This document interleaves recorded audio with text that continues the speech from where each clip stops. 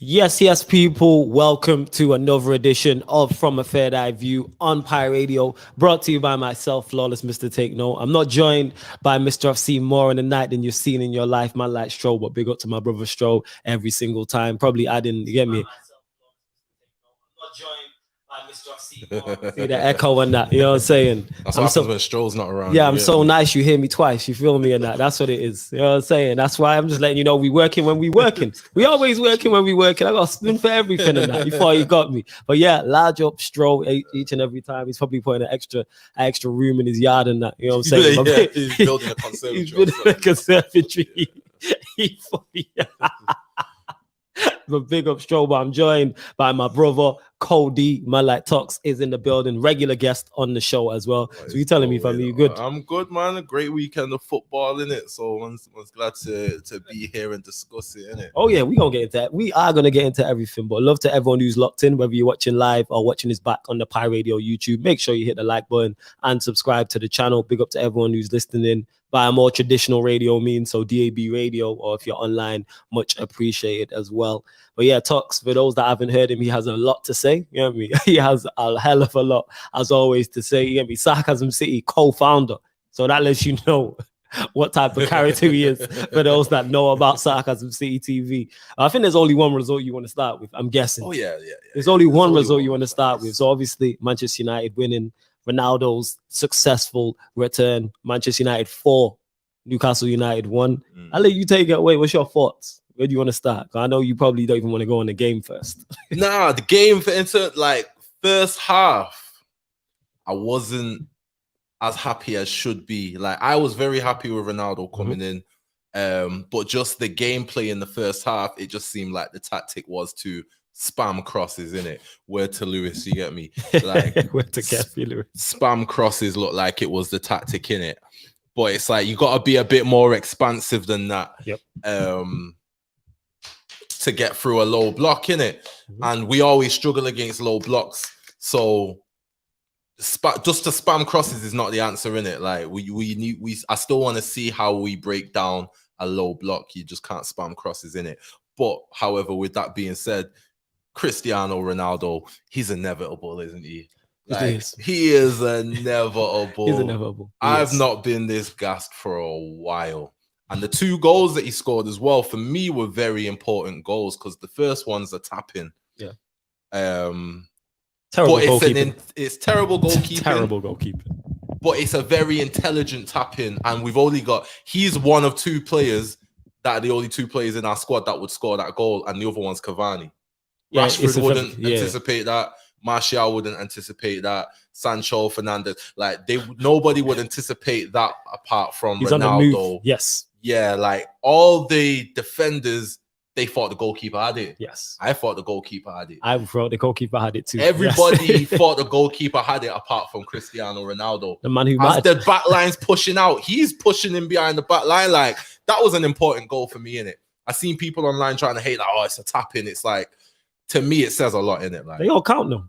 They all count. They definitely all count. And like I said, we've only got one other player that scores that type of goal. So that's important. The second goal, though, was a statement. Go on. The second goal was a statement to me. Because if I let y'all tell it, innit, y'all, oh, he's 36. Y'all don't watch the Italian league, innit? So I don't know where all this is coming from, innit? But he's 36. He's slow now. That was an impressive goal, bro. It was an impressive goal. On the break, Roberto Carlos Shaw breaking through the line. It was a nice pass to him by Paul Pogba as well. Just breaking through the center of the pitch. Ronaldo was on his bike. Yeah, he was. Like, you have to remember, like, his pace used to be blistering. It's not blistering no more. And I think that's what people say when they slow down. He's still quick. He's just not as quick as he was. It's not blistering no more, but he's still faster than them. Like, and don't ask me who them is, in it. Just they, in it. Just they, in it. Just them, in it. Just them, in it. Whatever your pronoun is, he's still faster than them, in it. So yes, he has slowed down because he was blistering. He's no longer blistering, but he's still very quick. Yeah, you can still shift. Oh, he was. As we've seen in the Euros, the goal he scored in the Euros when he went from box to box on a counter attack. There's a goal in the Euros, so he can still shift. But this is what I don't like about social media, because y'all don't watch football and just wanted to jump online and said he'll only score tap-ins. That was a great goal. His first touch for it took it away from the centre back. Yep. He did. Couldn't get near it. Yep.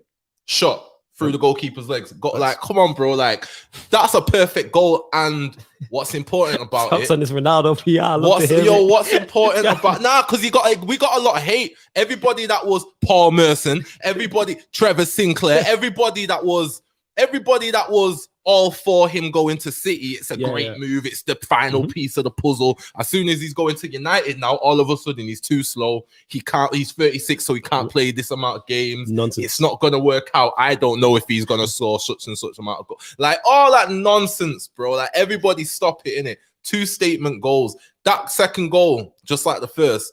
When you look at our strikers and the players in our squad, who else scores that goal? Right. Maybe a Rashford. You're right. I would give it. Rashford would score that goal.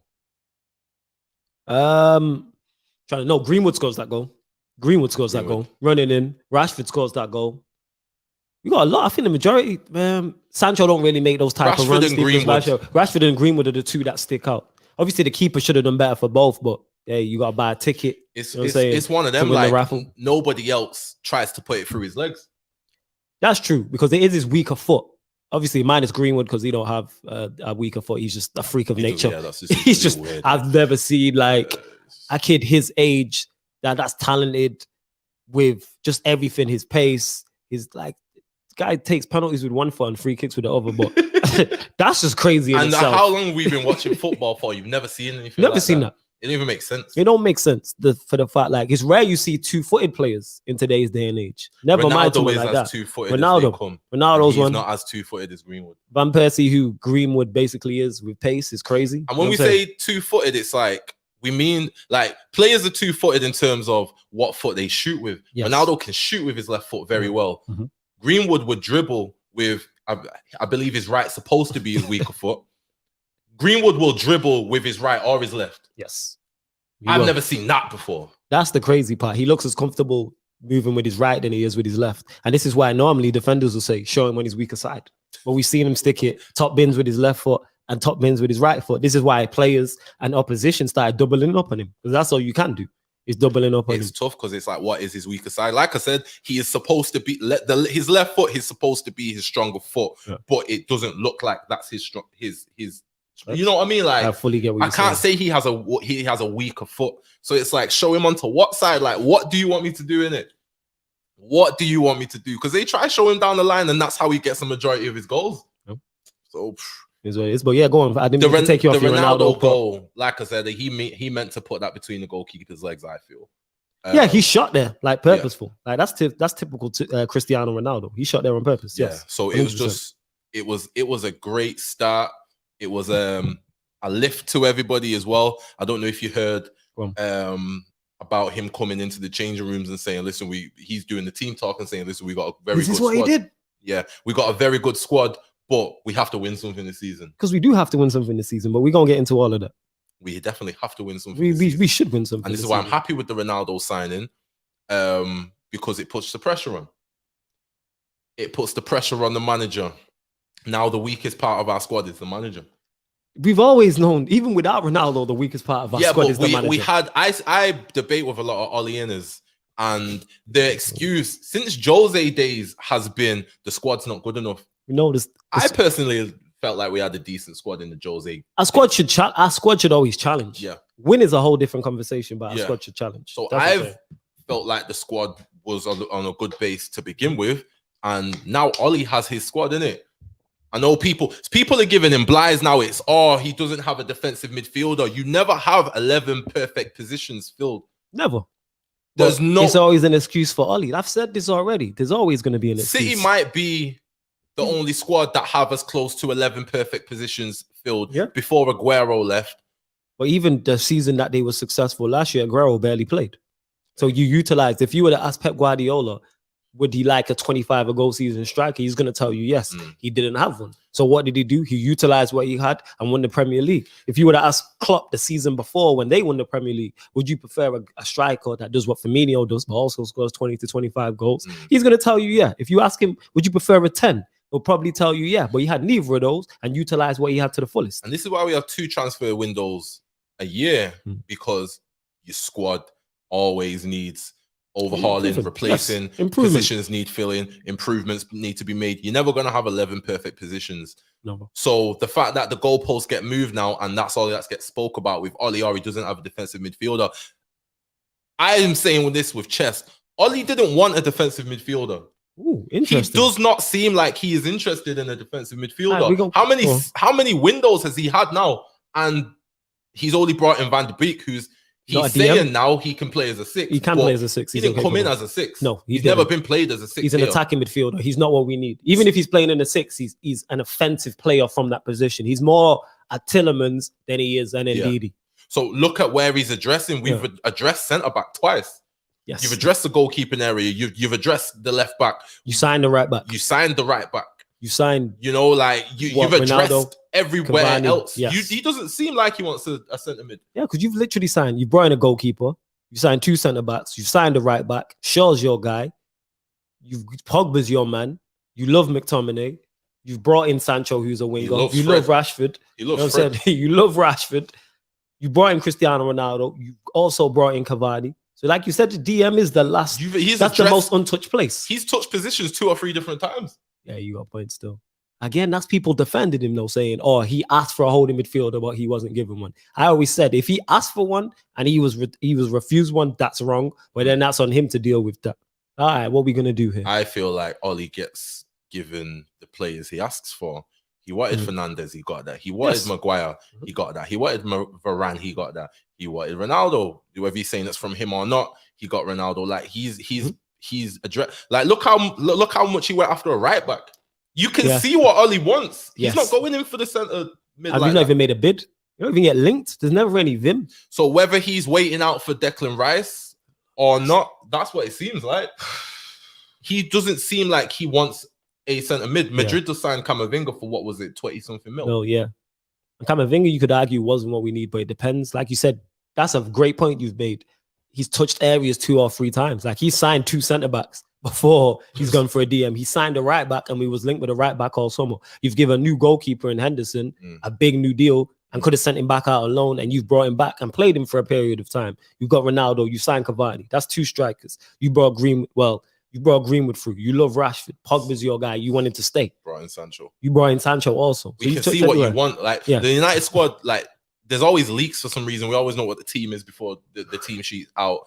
You know, we always know who United want to sign. Like you literally spent the whole summer chasing a right back. We don't see you chasing a centre mid like that. So you're not after a centre mid like that. So that can't be used as an excuse. Yeah. For one, and for two, there's never 11 perfect players. Positions. Only time there's 11 perfect players is if you're playing FIFA or Football Manager. There you go. That's literally it, where you can build a perfect squad. And even then, sometimes the board will turn around and go, "Now you've got enough to do to challenge." That's happened to us all. That's happened to me. When the boards on Football Manager, like, yo, you have enough resources and funds to do your job. That's what they tell you. There's no excuse no more. And you have the resources. It's like, defensive mid. We all would like a better defensive mid. But you can't tell me that Matic can't do a job in some games and McTominay can't do a job, and you can't change tactics or change formation, or you can do something to cover this one weak position. Yeah, of course you can, 1000%. And big up Sasha in the comments as well. She says big up Flawless and Tux. She also says Tux coming through with all the smoke. Facts. Big up Philly, who says big up both of you. How you doing today? I'm blessed. I hope you're good. And yeah, Ryan, Lil Bros in the comments says big up Tux as well. Larger Ryan. Yeah, we need to get him on also. But yeah, as we were saying in regards to that, there'll always be excuses for this, man. I've said it.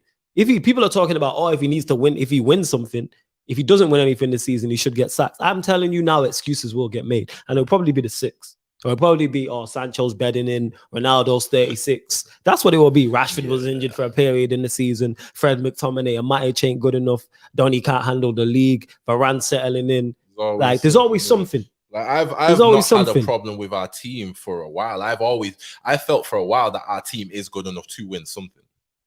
To win something. Might not 100%. Win the Prem, Win something, yes, 100%. You're good enough to win something. So 100%. like you bring in Ronaldo, there's no excuse. Ronaldo's come in and said himself, there's no excuse in it. And he's not coming in for an FA Cup or Carabao Cup. He's coming in for the Premier League or Champions League. But I've said this, and I say this again, with this manager, we're not winning the Premier League or the Champions League. Do I believe Manchester United have a better chance of winning the Champions League? Yes, because of the individual brilliance we have in the attacking areas, and also it's a cup competition, so you need to be less consistent. But finishing above Pep, Klopp, and Tuchel, I just don't see it happening. I just don't. I think that is, if it was one of them, I go, you know what, we got a shot. If it was two of them, I'd be like, nah. 3, no. The problem is you'd have to get favors from elsewhere as well, and it doesn't look like if one of those teams come against a Madrid or a Barcelona, you're expecting the Madrid or Barcelona to take that over 2 legs as well. Yeah, it's only really Bayern Munich. It's Bayern Munich, PSG. I've said this already. I think if PSG don't have, and I don't want to be right about this. This is something I would deadly want to be wrong about. If PSG don't win the Champions League, I think it's coming to England. And I don't think it's coming to the red side of Manchester. I think when they see that's what I'm talking. We should be in the conversation, though, is what I'm saying. But with this manager, we're not. Like when Carragher stuck it on Neville from a third eye view, and he was like, if Pep, Klopp, or Tuchel are in charge of this team, we're talking about them challenging. You made a great point. The reason why no one talks about City's lack of a striker, the reason why that's not a main talking point is because of their manager. He gets over their deficiencies. Liverpool's bench is very weak. Their bench is weak. Nobody's talking about their squad because they have a manager that makes people go, you know what, with the 11 they have, he can work around it. Same with Tuchel. Tuchel won the Champions League without a striker. I'm saying now Lukaku's coming, yes, but they still have, outside of him, there's a question mark across all their attackers. I'm saying Mount is probably the closest to being like solidified, but he's only young, he's new, so Mount's new. There's a question mark over Ziyech. There's a question mark over Pulisic. Question mark over Havertz. All these Werner. Question marks across all their attacking players. And they still won the Champions League. But because of Tuchel, it's not. Imagine you give Tuchel our attack.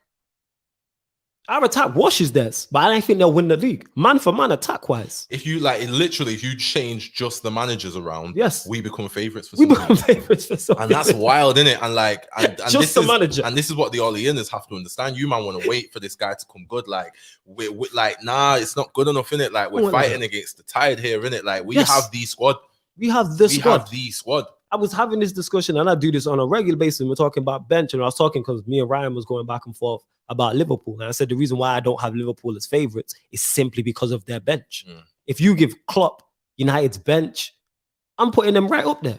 Imagine they can bring a Martial, a Lingard, Donny van de Beek off the bench on top of what they already have. We literally brought off Sancho and I can't remember who else come on, and Martial and Lingard come on. Lingard scored. Martial looked decent as well. Martial, lovely. And it's like, wow, look at.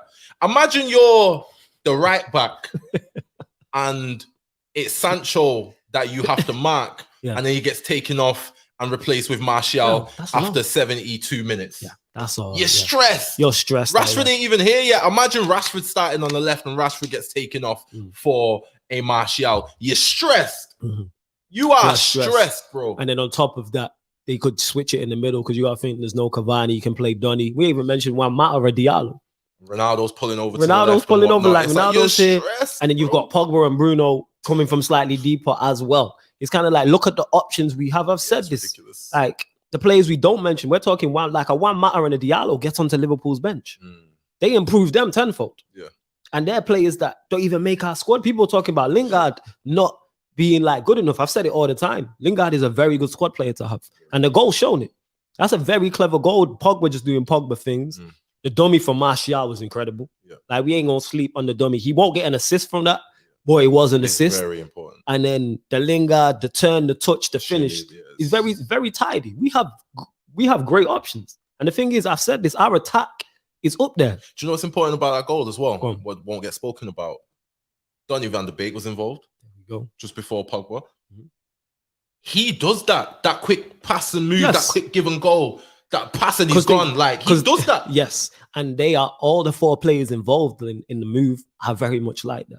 And again, you need different things to win fights. You don't win all your fights one way. You know what I'm saying? And one thing about that is pass and move is very hard to defend against. And they all pass and move. Pogba's a give and go player. Lingard's a give and go player. Martial's a give and go player. If you're a bit static as well and you have a Donny that comes on or is playing and he's passing and moving, that makes you have to move because he's clearing space that you have to go into. Or, you know what I mean? Like stuff like that. Like, you need players like that to start, but Solskjaer can't find any room for him for whatever reason. I've said this: our midfield should be Donny and Matic. That should be the midfield too. They looked very good. It's only pre-season, right? But they looked very good when they started against Everton because they complement each other very well. They do. And the thing is, you can use it can be a bit more defensive if you actually want 2 6s, because Matic will just screen in front of the back four. And Donny defensively isn't the worst in terms of tackling and things of that nature. Then if you want to be a bit more attacking, Matic can just be the sole 6 and Donny can go forward. And as we've seen, Donny is very effective going forward. People are running out of excuses because Donny did an interview and said, I can play 6. I can play 6. And I want to play 6. Because he's probably seeing Fred and McTominay and goes, I can't do worse. That's what it is. And that's no disrespect to those two, but that's probably what it is. But the people interviewing him said, have you told Solskjaer that? And he said, yes, I have. So you're running out of excuses because you actually have a 6 there that you're not utilizing. Fair enough. You might have your own opinion and think that he can't do the job, but how much? Well, you know what it is? It's because he doesn't do the hard yards and he's not 6'2" and muscular. If he was 6'2" muscular and did the hard yards, he's in. If he's McTominay's height and size, he's in. But because he's slight in size and it's Donny van der Beek and he looks very elegant on the ball and he doesn't do the hard yards and get your shorts dirty and beats the chest and kissing the badge and all that nonsense. That's what it is. That's what it is, because teams are in a manager's mold. Yeah. And that's why Ollie always reverts back to type when he's in trouble. I say it. Europa League final, first sub he makes, I think he brought on Fred to go back to Fred McTominay when we're losing. He'll go with the runners. This is why he plays Fred. He plays McTominay. He plays Cavani. He plays Bruno. He plays Rashford. He plays all of the hard yard ballers. And I rate some of them in there. But that's what he goes to. You know what I'm saying? Wan-Bissaka, hard yard baller. Maguire, Luke Shaw, like they're all very much in the mold. You get what I'm saying? And like that's his type. Whereas if you had a manager who prefers technical ballers, Donny's going to play. Pogba's going to play higher up. Martial's going to play. Like Juan Mata, Lingard. Donny starts with any other manager. Yeah, Sancho, all these type of ballers are going to play. But we will get to large up Stroh as well. He says, salute to my brothers. Your team was in a position to win stuff. And down to poor game management, he cost you. Yeah, he's done that many a times. Ryan saying, by the way, congratulations, Tox as well. Yeah, Thank you very much. Well, congratulate you again, fam, innit? More life in that. You know what I'm saying? Tox 2-time in that. We are here. You know what I'm saying? You man best mention the 14 games in the Premier League unbeaten and Salah 100 club. Stroh, we'll get to that. Don't worry about it. Ryan says, look how good we are as well now. And he says, Tox, would you swap Ronaldo for Lukaku? It's a good question. It's a very good question. Because you know how much you're a fan of both of them. It would depend on the team. I very much prefer Ronaldo to be playing in this United team. But if I'm a Chelsea fan and we got Chelsea's team, you want Romelu Lukaku. So it would honestly depend on the team. It would y'all know how I feel about Lukaku, innit? Yeah. He scored 2 very good goals as well. He did. We don't get into that. He did, especially the second one. Especially the second one. So yeah, it would depend on the team. If you drop Lukaku into this team, does it work? It didn't work previously. They didn't respect Lukaku enough to play to his strengths. Like Ronaldo's just walked in and all of a sudden everyone's spamming crosses.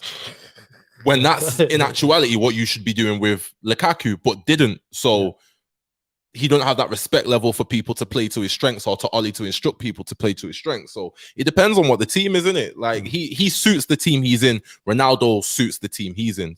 So that sounds like a cop-out, and I never really do a sit on the fence answer, but that's my answer, innit?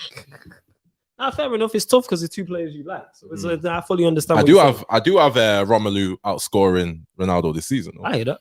I'm saying, like, I wouldn't even argue that. I think it'll be very close between those two. I think it'll be very close between those two. But yeah, we mentioned obviously the third goal, which was just a world-class rocket from Bruno. World-class. I love Bruno Fernandes. World-class. He gets a lot of stick from our fans, innit? And I understand some of the stick, but when a player's a number 10, he's a supporting striker. You just gotta let the 10 do the 10 business. Like he can be very sloppy sometimes. And that's where there was times in this games where he was very sloppy. I'm like, come on, Bruno. But I don't want to go OTT because I'm a United fan. People go OTT. Let's call it. Yeah, people do go OTT because you know what the problem is? Because it's social media era. You get too many people who overrate him, which then causes people when he has poor games to then be like, all right, I'm going to be overly harsh on him. There is very little middle ground with him. Was he poor against Newcastle? Yes, he was poor. He weren't good in the first half. He was poor. He wasn't that much better in the second half. But he picked up the ball and scored a world-class strike, and that's what Bruno can do. The issue I think people have with Bruno, and the issue I have with Bruno is outside of goals and assists, what you are, if you're only offering goals and assists, you need to be scoring a lot of goals and assists. And also you have to be doing that in important and in big games, because people look at his record against the big six and it's terrible. So it's kind of like, what are you doing? Now you have more help. But I understand where the criticism for him comes from. People used to do that against Ronaldo as well. Everyone used to call Ronaldo a flat track bully, innit? Facts. And you know what? It was true for a while. It was true for a while. But that's always leveled against people. At the end of the day, you got to look, like, context is important, innit? Nuance is important. When we play against the big six, we're looking to counter-attack and we're not the team in control of things. And look at the manager we have. Like, I'm not expecting anybody to do in our team. I'm not expecting them to stand out against the top six sides. Like, that's just the nature of who we are and who our manager is right now. Again, if you put Tuchel as at the helm of our team, it's a different conversation and the context changes. Yeah, the context changes. I get what you're saying with that, but I think more so outside of goals and assists, I think people are just looking for, me personally, I'm looking for a performance from him against one of the big six, where I'm like, Bruno, even say we lose 2-0 and he doesn't get a goal or assist. Bruno was very good today. Bruno stood out today. He was bright. I hear that, and I know I'm different in my course of thinking. Definitely. But I don't care about your performance when it comes to, if you're in certain positions, so striker's one of them. I don't care about your performance. People want all action strikers that do X, Y, Z. Score me a goal, bro. Score me a goal. I don't even really care about assists. Score me the goals, in it. Be on the end of things. Score me the goals because you're the striker, in it. Yeah. Same with the 10. They're the two positions where I don't care about your performance. I want results from you, innit? And that's the problem. He doesn't deliver enough in the big games, which is then cost Villarreal, for example, in the Europa League final. Bruno was awful. That's a problem. If he performs in that game, the narrative switches on him. It's like, do you remember the Europa League final? Like, you have to stand up and be counted. You know what he does? He gives me a lot of, even though they don't play, they finish a lot like each other because they're both incredible finishers, even though the guy I'm about to name is a striker. He reminds me a lot of Van Nistelrooy, where it's United were better for Van Nistelrooy than Van Nistelrooy was for United. Because as soon as he left, we popped off. And that's not a shot at him. I say this all the time. He's probably the best finisher, maybe now because of Greenwood, but he's one of the best finishers I've ever seen at Manchester United. Yeah, really, but we won one Premier League with him, one League Cup, one FA Cup. We left three-peated and won the Champions League. That's not an accident. That's not. And Fergie had a choice to make: go with Cristiano Ronaldo or go with Ruud. Yeah, and Fergie was wild. Yeah, and he picked the right choice because Van Nistelrooy makes us, and that's the problem. Bruno gives me that type of thing where he will score goals all day long because he's a very good finisher. I think very good finisher. I hear what you're saying, but I think there's no problem. Like, you need that player that's going to produce the goals and 100%. assists, and 100% you do. Everything else around him should produce everything else. Like, I always feel like there's a couple players in the team, one or two maximum, that should be carried by everybody else. Everybody else should be of a standard to be able to carry this person in it. Like, Ronaldo's coming now. We're gonna have to carry him when it comes to certain things and just rely on him solely to get the goal. Not even so much assist, because that's not his game. If you're being carried, because you mentioned Ronaldo being a flat track bully, but you know what Ronaldo did during that period helped us win big trophies. That's what he did. That shuts everybody up. Once people can say what they want about your goals and assists as an attacking player, your performance, if you deliver your team a big trophy and you're one of the main men, everybody shuts up. Again, but this is why I say nuance is important, because the manager, bro. Yeah, like, the manager. We should have the trophy. Like, and nobody's more vexed about that than Bruno. Yeah, Bruno's annoyed. Don't get it twisted. Bruno's Ollie out in it. People like Pogba, Ollie out in it. Don't get it twisted in it. Look how he was crying, bro, in that game, because he knows in it, and it's like, what more can he do in it? Like, the manager should be better. Another manager, and I think it's a different story. Bruno has the title already. I think another manager, gets more out of Bruno, but I think his individual stats drop, but I think his team stats go up. It's no secret. It's no accident, and I hate to be the guy to say this. Bruno left Sporting, them man won their first league title in 20, 30 years. That's not an accident. That's not an accident that your best player leaves. That's like now Juve, obviously with Cristiano Ronaldo. If they go on to blitz the Serie A, I'm looking at Ronaldo different. Like, maybe you was the problem. They're not doing well. I think they're like 16th in their league. I think they've won one game out of 4 or something like that. But that's how I'm looking at it. I say this all the time. Individually, Bruno is fine in terms of stats, assists, impact. I say this all the time. And I give him credit for that, because that's not an easy thing to do, and that shouldn't be looked down upon. I also look at your performance when you're not delivering that. Because if you're performing at a high level, not only does that increase your chances of getting goals and assists, it increases the team's chances players, your teammates, their chances of getting goals and assists, and overall the team winning more as well. I think this argument's more relevant to Ronaldo, though. You can place this argument on Ronaldo, and he can wear this better because he only gets the goals. I think he got 3 assists last season. Yeah. But I'm expecting fingers with Ronaldo. The reason why I'm more willing is because I've seen you in the past do this, so I'm expecting you to do this again. Whereas with Bruno, I've not seen you do it yet. Bag of assists, though. Bag of assists. Don't get me wrong. If you look back on all his assists back to back for last season, for example, there's assists in there that you'll be like, that's not an assist. Like he passed the ball to somebody and Rashford beat 4 players, went 50 yards and scored, and it was a Bruno assist. Like some of it is wild, but right, some of it looks crazy. It is crazy. Some of the assists is wild. This is why even when people talk goals and assists, I'm like, some are not assists. I'm sorry. Some of it looks, some of them not assists. If I pass you the ball and you bang it from 25 yards, even Pogba's assist against with Pogba's assist for the game. You know what I'm saying? Yes, we're going praise him up for that, but he's like, that's Bruno. Come on. For me, that's different because go on. For me, I'm ready to be sold. For me, what I think, right, is like, and let's not get it twisted. Like, there's a lot of Bruno assists that look wild, and Rashford beat 3 players. Very much so. But I feel like what it should be, he still does have a lot of assists that are assists and moments of genius. What I think it should be is you pass the ball to someone, it's only registered as an assist if the ball's in the back of the net within a certain amount of touches that they've taken. So let's say 2 or 3 touches. You know what's mad? That's what it used to be the assist record. It used to be like that's that what it should be. So with Pogba, Bruno took 2 touches. He set it, he shot it, goal. That's an assist because you scored within 2 touches. I'm always going to say that's an assist. If you took 4 touches, 5 touches, which I've seen Rashford do, and Bruno get an assist for it, that's not an assist to me, innit? So I still say the Pogba one is an assist because you took 2 touches and scored within those 2 touches. But like Bruno gets far too many assists for me to say if he's to not be in the team, we would do better. Like No. I'm not saying not be in the team. I'm saying I think his individual numbers will drop. I think his goals are going to drop this season. But I reckon a better manager gets more out of him for the team. Agreed. So he looks like a better player. It is this free roll thing is crazy. It is on Ollie to make it click better, but I do feel like his goals will drop this season because he's not going to be on penalties. But I feel like his assists are going to stay around the same or improve. With all that talent, he's doing his job there. You're as the number 10, you're doing your job there. I always want the results in it. Like you're doing your job as the number 10. That is your job as the number 10.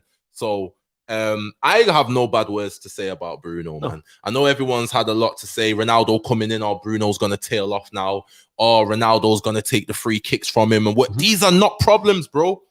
Bruno takes the free kicks.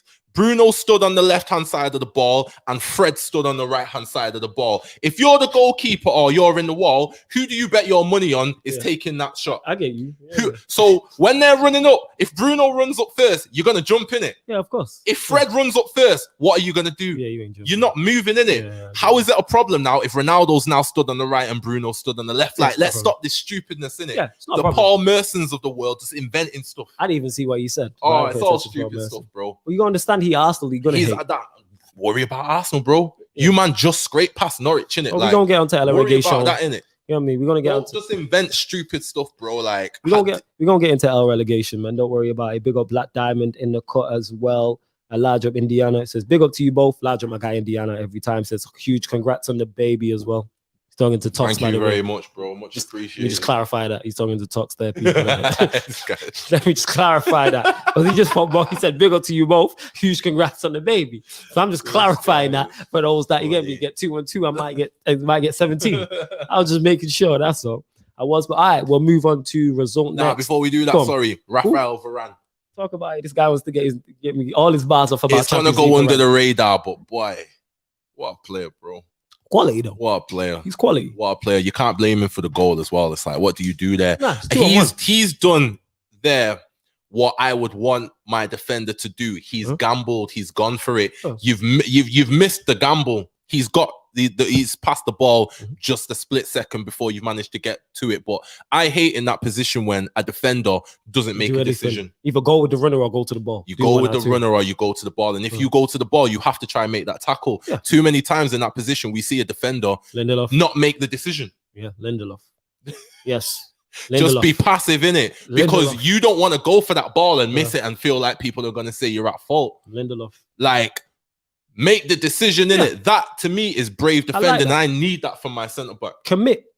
That's what you want. To something. Yes, commit to the ball or commit to the runner. Don't just be in no man's land in between the both of them, which Lindelof would do in it. Yeah, Lindelof, I've seen him do it many a time. He would legit, if he's in that situation, he doesn't go with the runner or the ball. There you go. So when I seen that, I know some people would have probably got onto him like, oh, you know, but like to me, I'm like, that's exactly what I want. He's defending. You're 2-on-1.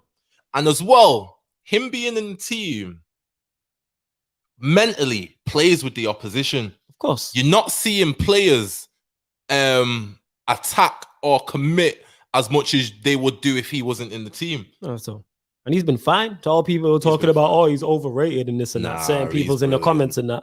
He's played what? 2 games now? And he's been brilliant. And he's been fine. He's not had, put it this way, what I'll say is he's not had a bad game. In the Wolves game. It's not a bad game. There was a moment where Harry Maguire, our captain, which I think he's one of the top 10 centre-backs in world football. You wilding with that, but I don't even. And top 10 is weak. You know what I'm saying? I don't think it's close. And the thing is, I would say top 5 in it, but you'd argue me down. That's by default because the pool is weak. But that's an whether it's by default or not, he's there in it. Yeah, no. That's not what we're gonna do. If the pool's weak, I can't give you. You still average. If you are average, I'd put him in top 5, bro. I would put him in top 5 in the world. Yeah, you crazy. Oh, I rate Harry Maguire highly. He's not better than. Yeah, you think he's better than Diaz, though, isn't it? So I do think he's better than Diaz. He's not better than Thiago Silva. The eye test and the stat test proves it. He's not better than Thiago Silva. He's not better than. He's better than Thiago. He's not even top 5. He might not even be top 5 in Manchester. Never mind in the world. Let's keep it real.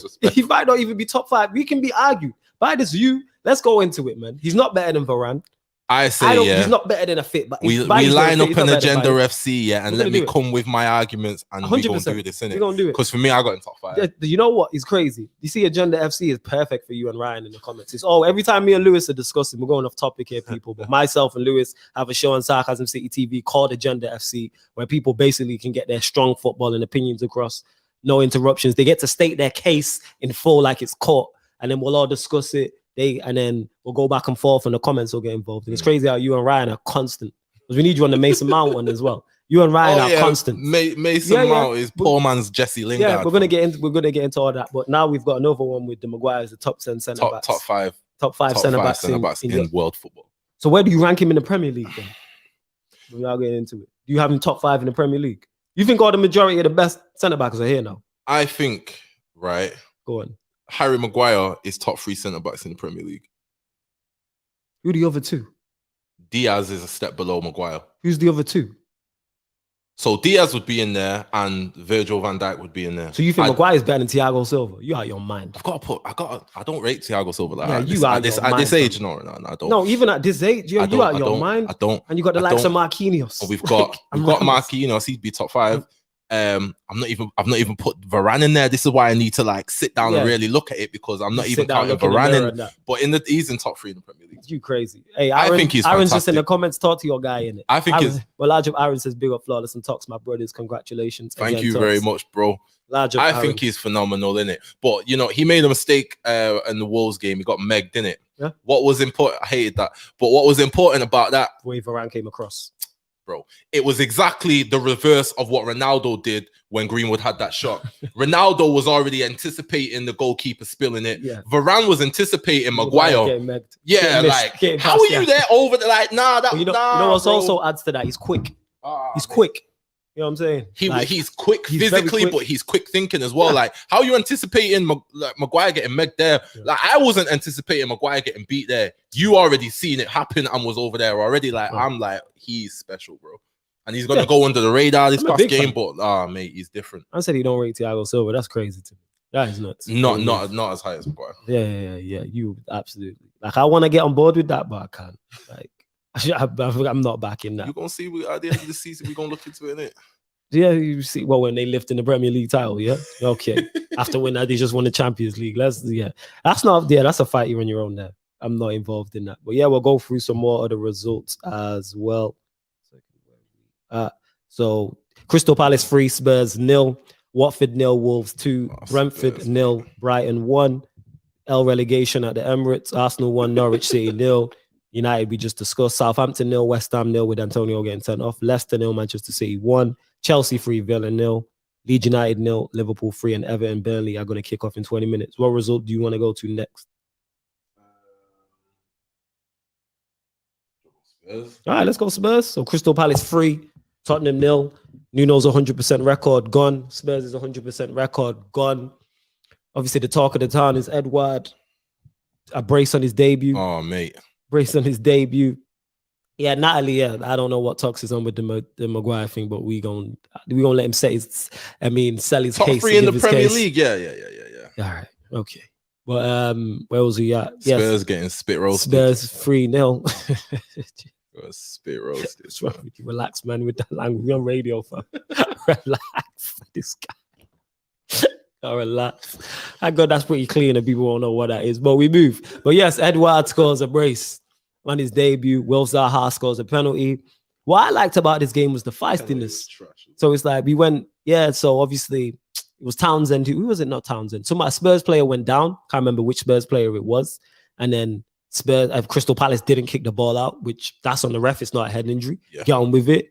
And then Will Zaha's dribbling. Goes up to Tanganga, goes to go past. Tanganga makes just basically a GBH tackle. It was assault.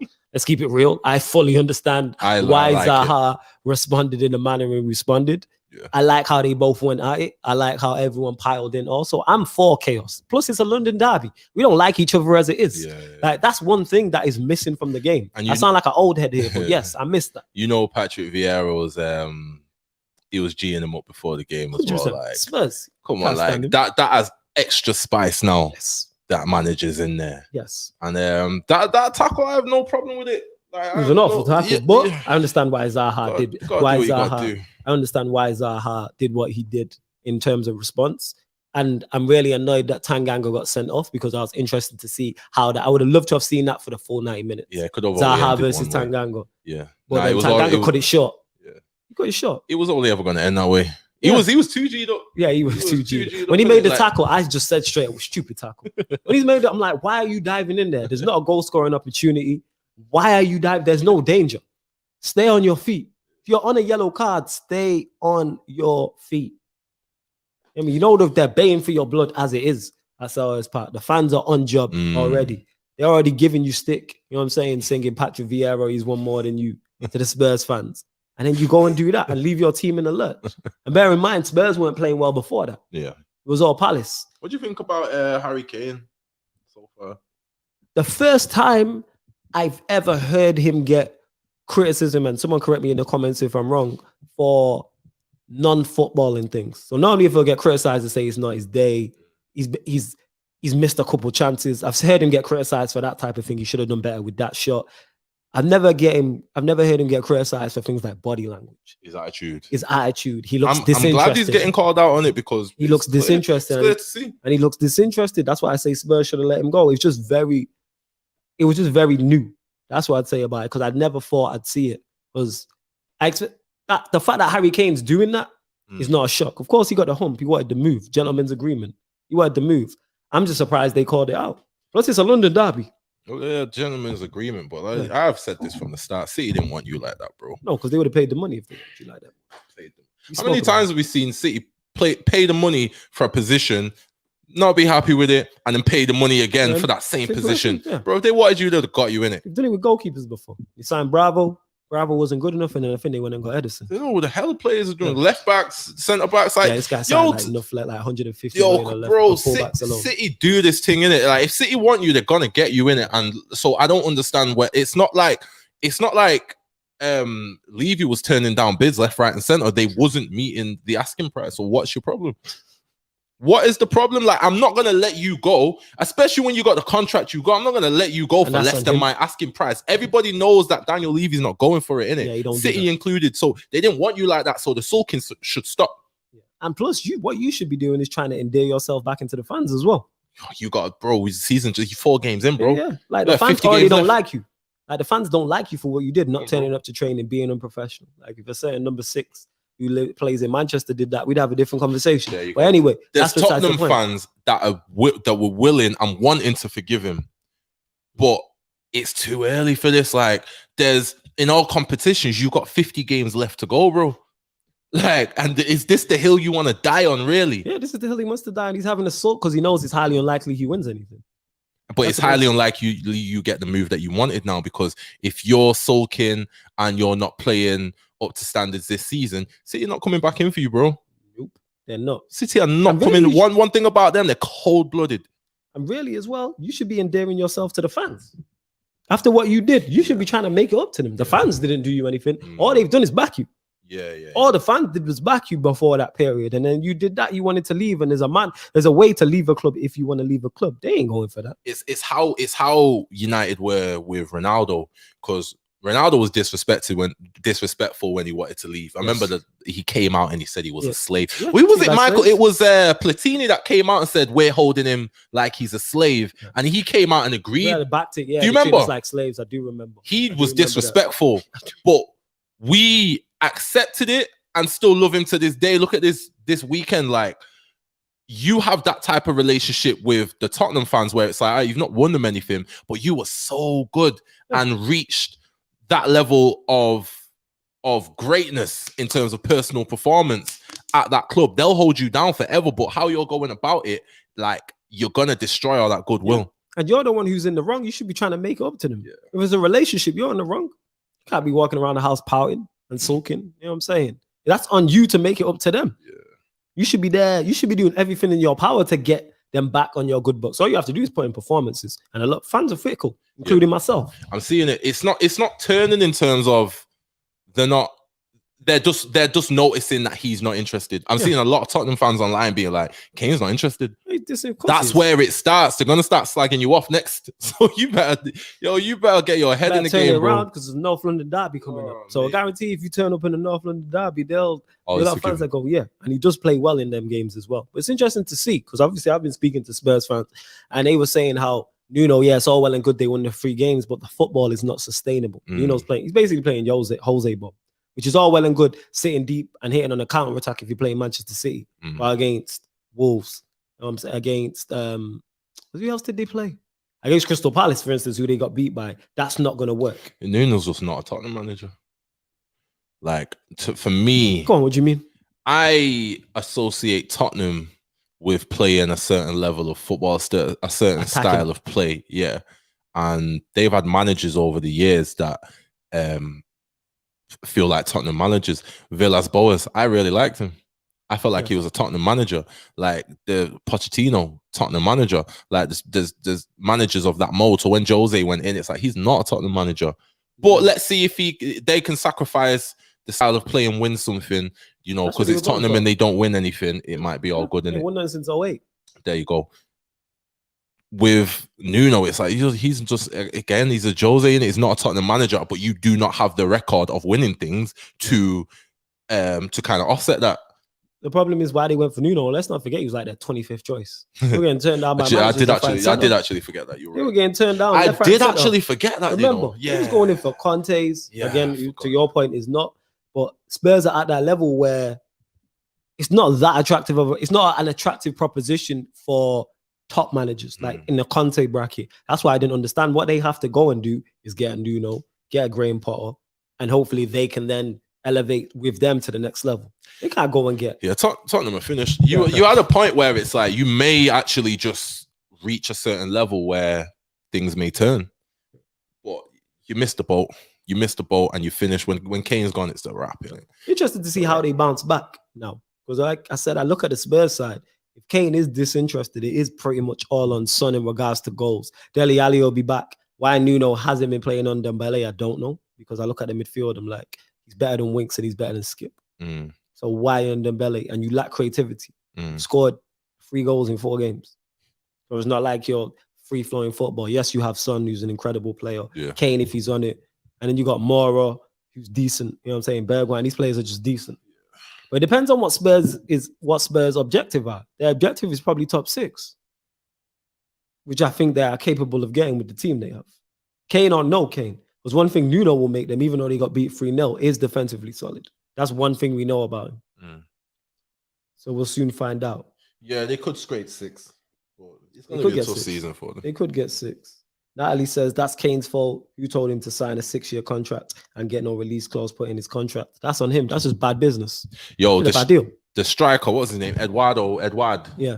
Eduardo. 2 good goals. He came on late as well. Of course, it was 2 good. Came on late. It was impressive. Especially the second one. Yeah. Especially the second one. 2 good goals. Scored twice. Like, it was impressive. So we'll see how he kicks on in it. Like I say, Palace were one of my picks to go down. We'll soon find out. I'll soon find out. Yeah, I don't have high hopes for Vieira in it, but I'd like to see him do well. You know, black manager and all that. It would be nice to see him do well. For obvious reasons, you'd like to see him do well. Simply because he's a black manager. This was a good result. Where you want to go next? You pick what result you want to go to. Go Liverpool, innit? Okay, Leeds 0, Liverpool 3. I did a watch along for this one, and my bad, Leeds are terrible defensively. Lord have mercy, Leeds are awful defensively. I can't even say they're awful defensively. They just have no defense. Yeah, like it's like they just play on attack mode. And it's like everybody just go forward, and they play this high line. Have 2 free defenders back, and you don't even have quick defenders. Yeah, you gotta let your defenders. I'll be like, cool. 3 separate occasions in the first half I counted where Liverpool played the ball long up to Jota, Mane, or Salah, and it was 3-on-3. I'm like, what is going on? It was 3-on-3. 25 minutes in, 30 minutes in. I'm like, why is it 3-on-3? You've left Mane, Salah, and Jota. Yo, that is a nasty 3-on-3. That's 3-on-3. Like, yo, if the 3 you had was Wan-Bissaka, Varane, and Marquinhos, I'd be like, you know what? Cool, I understand that. I still wouldn't feel comfortable. No, I wouldn't feel comfortable, but it's more understanding that you've got 3 defenders who are good one-on-one. You don't even have defenders who are good one-on-one. Like you don't want Mane and Salah running at you in it. That's a nightmare scenario. Like you don't want that happening in it. All this Bielsa ball stuff, like it's supposed to be a good coach and whatnot, but it's just like you play the incomplete brand of football because you like this has been said before. This is gung ho kamikaze football. It doesn't make sense.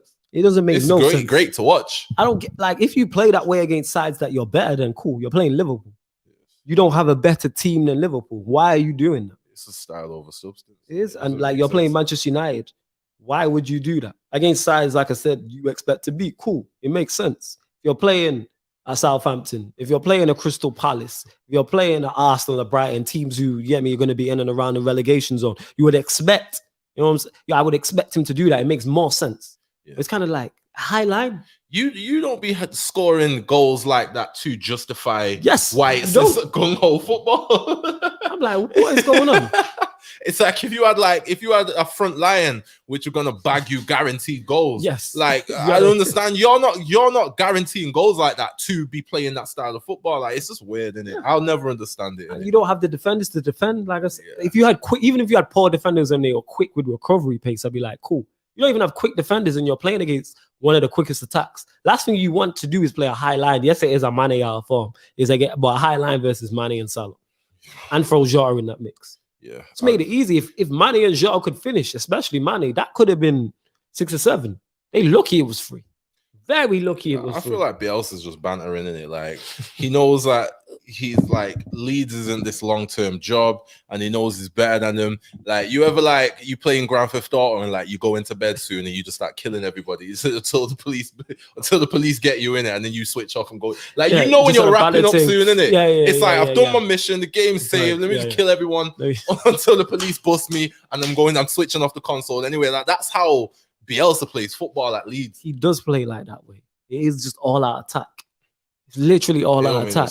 And you don't even have the attackers or the defenders to be doing that. If you had one or the other, it makes sense. And you're playing Liverpool. Like I'm watching the game and I'm like, this is gonna be a long night for them. You ever been getting washed on FIFA and they're like you getting washed? You just start doing anything. Yes. You just start doing anything, bro. Step overs with the goalkeeper. Yeah, bro. That's how Bielsa plays football, innit? Yeah. That's how his teams play football. I don't understand it, innit? It's nice to watch, but hey, the red card, which get well soon, man. To Harvey Elliott, man, get well soon. You don't want to see that. Thankfully for me, I missed the tackle. What do you mean you want to see that? I want to see that. You want to see people get bad injuries? If they play for the Ops, yeah. Nah. I've said this before, innit? I don't care.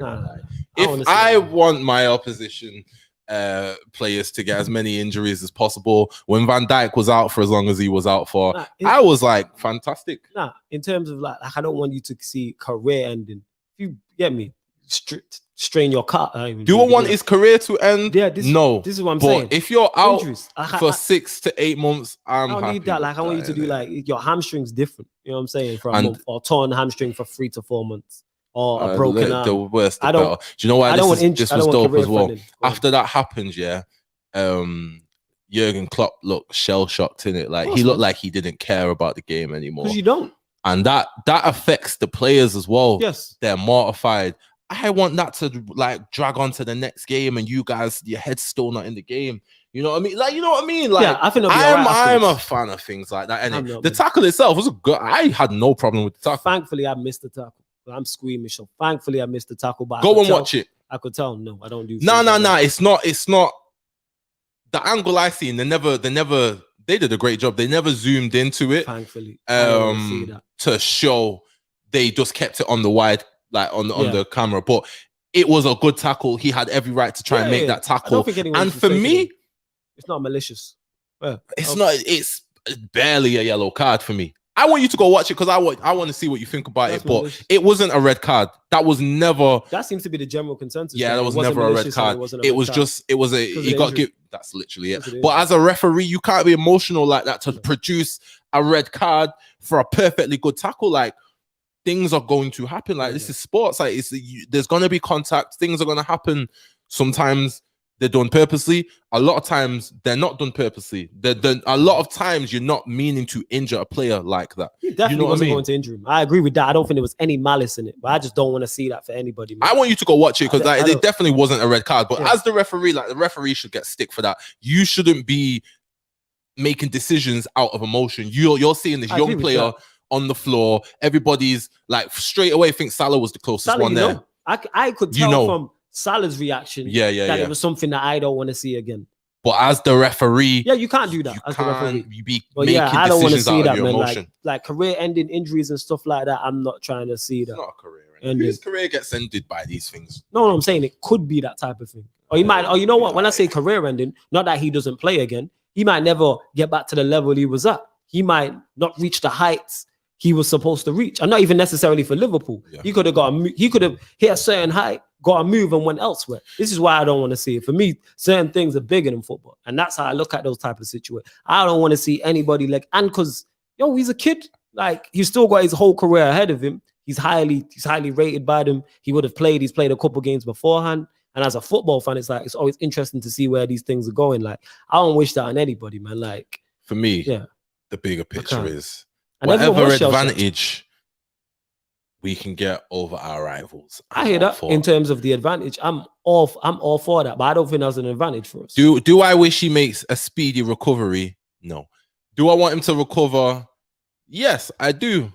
But in terms of mentally, what that does to the manager, the players, sometimes it can galvanize you. I think they'll be fine. Yeah, but I think the only time it affects you is in that game. Similar to what happened to Christian Eriksen for Denmark, where they was affected. After that, then it galvanized. And that's what's going to go for Liverpool. Because unfortunately, Klopp, I reckon, in his career, and the majority of the older players in that squad would have seen something like that happen before. Yeah. So it's nothing new. As bad as and as tragic as it is that something like that happens, they would have been there before. And in your mind, you're going to expect those type of things. For me, we were saying, the last time I was on here, we were saying that I think Liverpool are going to struggle this season because if you get injuries, which every team will, you don't have anybody to replace them. Facts. And it's like, straight away, boom, here's one. You know what I mean? Like, if Salah gets injured, your season's over, really and truly. Salah seems to do a very good job of staying fit. He does, but with him going to African Cup of Nations, he's only there. It's only like 2-3 games he misses for Liverpool. How it works out with it's not so much, and that's if he makes the final. Yeah, it's not so much how long you're there for; it's what it takes out of you. No, fair enough. You might not just come back and hit the ground running again. You know, it's difficult to go there, play a competition, to fly all those miles, come back, and then bed straight back in. You know what I mean? And Mane's going as well, won't he? Mane will be going as well. So it's like you're losing two very important players. I don't think Mane is currently, but I get your point. Just to the African Cup of Nations. Yeah, he's out of form. He was awful. if you get an injury elsewhere to the wrong player, again, like you've made one signing. Yeah. So like you started well, which I'd expect you to, but it's gonna be a tough season for Liverpool, I think. And because you predict them to finish outside the top 4. Yeah, I'll give them 5th spot. Yeah, you said 5th. You say Leicester 4th. Yeah. Okay. Because like I said, no signings, and we still had like 3 weeks of the transfer window left to go. When I said that, I said if they sign other players, fantastic. But there's too many things. There's too many things going on for you to not sign. We already think their bench is trash anyway. Yeah, their bench isn't the best. No, we know this week. It is weak. So for you to have a weak bench, you have always relied solely on the starting 11, and you went a couple seasons where they didn't really get injuries to important players. True, they did. But then successful. Yeah, last season you see the injuries start to happen. You see the burnout start. You see the burnout start to happen. We've just come off the Euros. Nobody's had a preseason really and truly. True. And then you've got 2 important players going to the African Cup of Nations, and you have no bench to fill those positions. And you're letting people like Shaqiri go, who is a potential replacement on one of the flanks. You know what I mean? Like, it's too much things going on with Liverpool. I just don't see them lasting the distance. The reason why I think they'll last the distance in the Premier League is simply because they're defensively strong enough. They'll get enough clean sheets, and they have enough going the other way to nick goals. With Salah, Mane's out of form. Jota's in there. With those two, I think they'll have enough. They can do the Chelsea and win 1-0 and 2-0. Just simply because I think they're so defensive. With Alisson, Van Dijk, Robertson, Trent, Henderson, Fabinho, who I rate very highly. But the system he has, they're good enough to win 1-0. All it takes is for Alisson to get injured. Yeah, if Alisson gets injured, it could be peak. Look different. You know what I mean? And it's like we've seen even the season where they won the Champions League, we watched them phone in the Premier League. Yeah. They can't juggle anything. They can't juggle. But Klopp doesn't target domestic trophies. Yeah, we watched them not do well in domestic trophies. Yeah. We watched them phone in the Premier League to win the Champions League, and then win the Premier League but not do well in the Champions League. Like you're already bare bones as it is. I just can't see them lasting the distance in it. And we've just come off the Euros, and you've made no signings, and you've let players go, and we've got the African Cup of Nations coming up. Like, it's too much. I still think they're just better than everybody else, though, in regards to when you say competing. Like, that's why I predicted them to finish third. I think they're in the boat with us. They finished third at best. Everyone's improved. Yeah. Can I say they've improved? Well, I think they've kind of stayed the same. I think Kanate, you could argue, is an improvement on what they have. We're talking about bench. Yeah. Leicester, I could say they've had a lot of injuries recently, though. You are probably the closest to him. Yes, United have improved. Both City and Chelsea have improved as well. I don't know if there's any team to catch them. That's the problem. That's how I'm looking at it. And again, I think they're defensively sound. I think defensively, they're probably top 2 from a defensive standpoint. I think it's them, Leicester, and Tottenham fighting it out for a certain set of positions. You reckon Tottenham are got a case for top 4? I don't know if they're going that high, but for the certain set of positions like 4, 5, 6, I think they're fighting. I think the fight is between the 5 clubs. I think there's 2. There's us, City, Chelsea for top 3, and then 4, 5, 6 is Liverpool, Leicester, Tottenham. We don't know who else is going to emerge. I have people like Everton and Villa as dark horses, so we don't know how things are going to pan out. I just think it's going to be tough for the minutes, but we'll see in it how it goes. Yeah. Oh yeah, the game's kicked off. That's why I was just checking because you mentioned Everton. The game kicked off. That's why they're playing Burnley. They are playing Burnley. All right, we'll move on to the Chelsea game. Chelsea at home at the Bridge versus Aston Villa, who, from what I know from Chelsea fans who I spoke to, who were there and watched it, said Villa did give a good account of themselves, but they did. Chelsea have that extra quality. They also made changes as well. Villa were making mistakes as well. Yeah, Villa made mistakes. Mings for the second goal was a bad mistake. Did he mess up for the third? What happened in the third? No, the third was the pass through from, I can't remember, but Lukaku stuck it. It was a good goal. The third goal.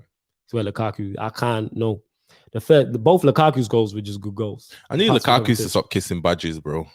That's what he does, man. Stop it, bro. Why can't he? That's your guy. Why can't he kiss the badge? Just start kissing everybody's badges, bro. What do you mean? He's kissing his badge. His weird, bro. What do you mean? That's like saying, how many badges have seen this guy kiss? Yeah, how many girls you kiss, fam, who are exes now? What's the difference? Exactly. What's the difference?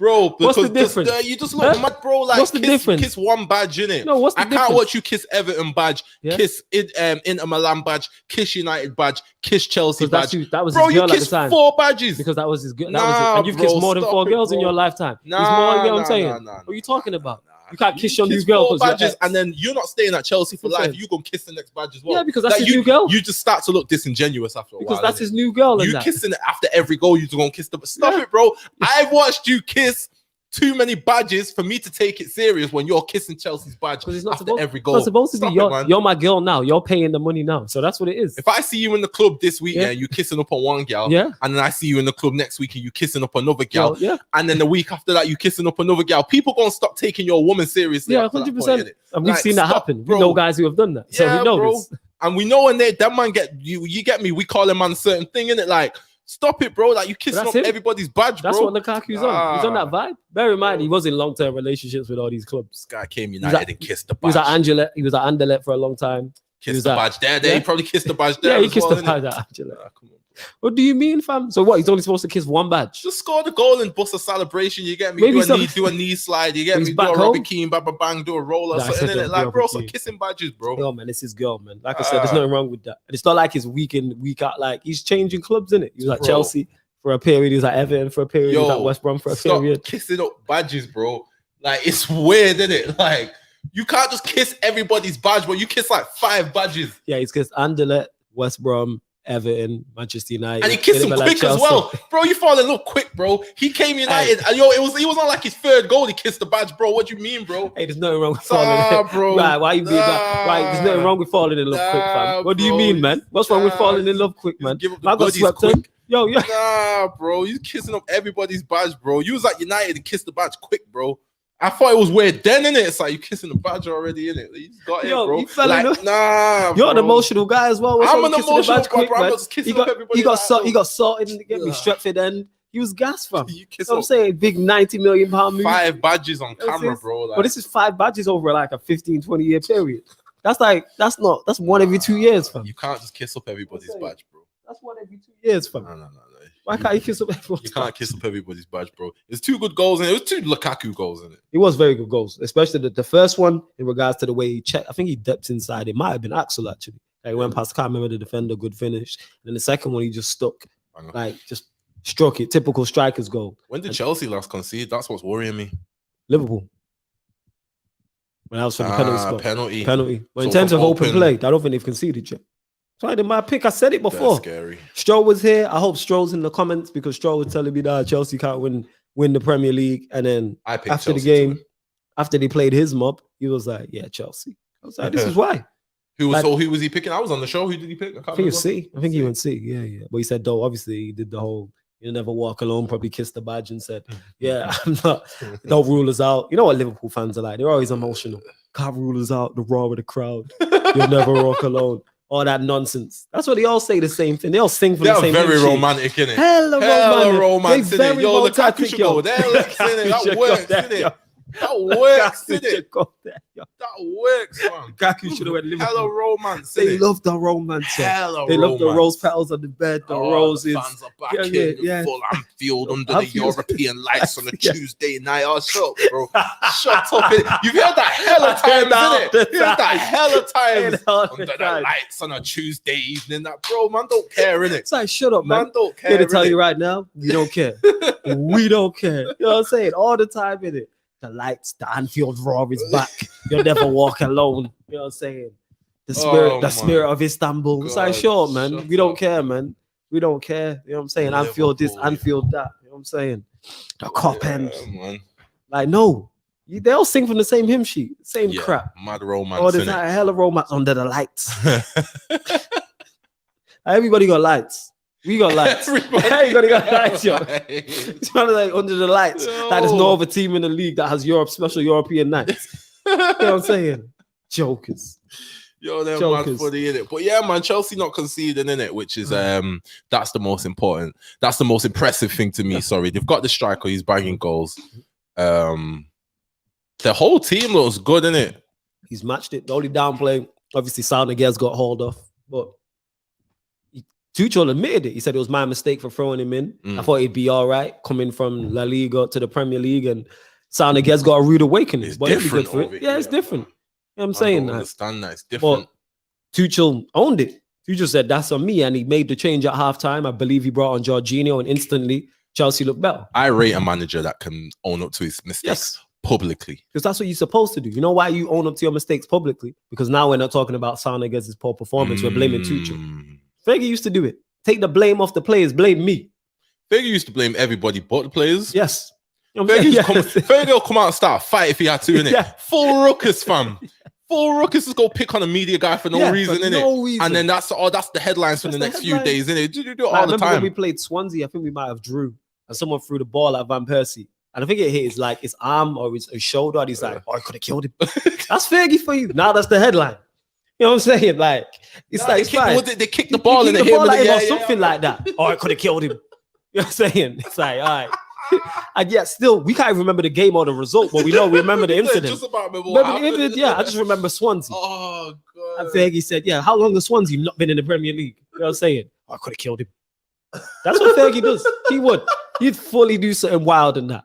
I'm not talking to you. That's a stupid question. And Tuchel has done that in his own fashion there. Great. You could have easily been blamed Soundaga's. Nah, that's on me. I threw him in. Yeah. I thought he would be ready. That's my fault. And what's important is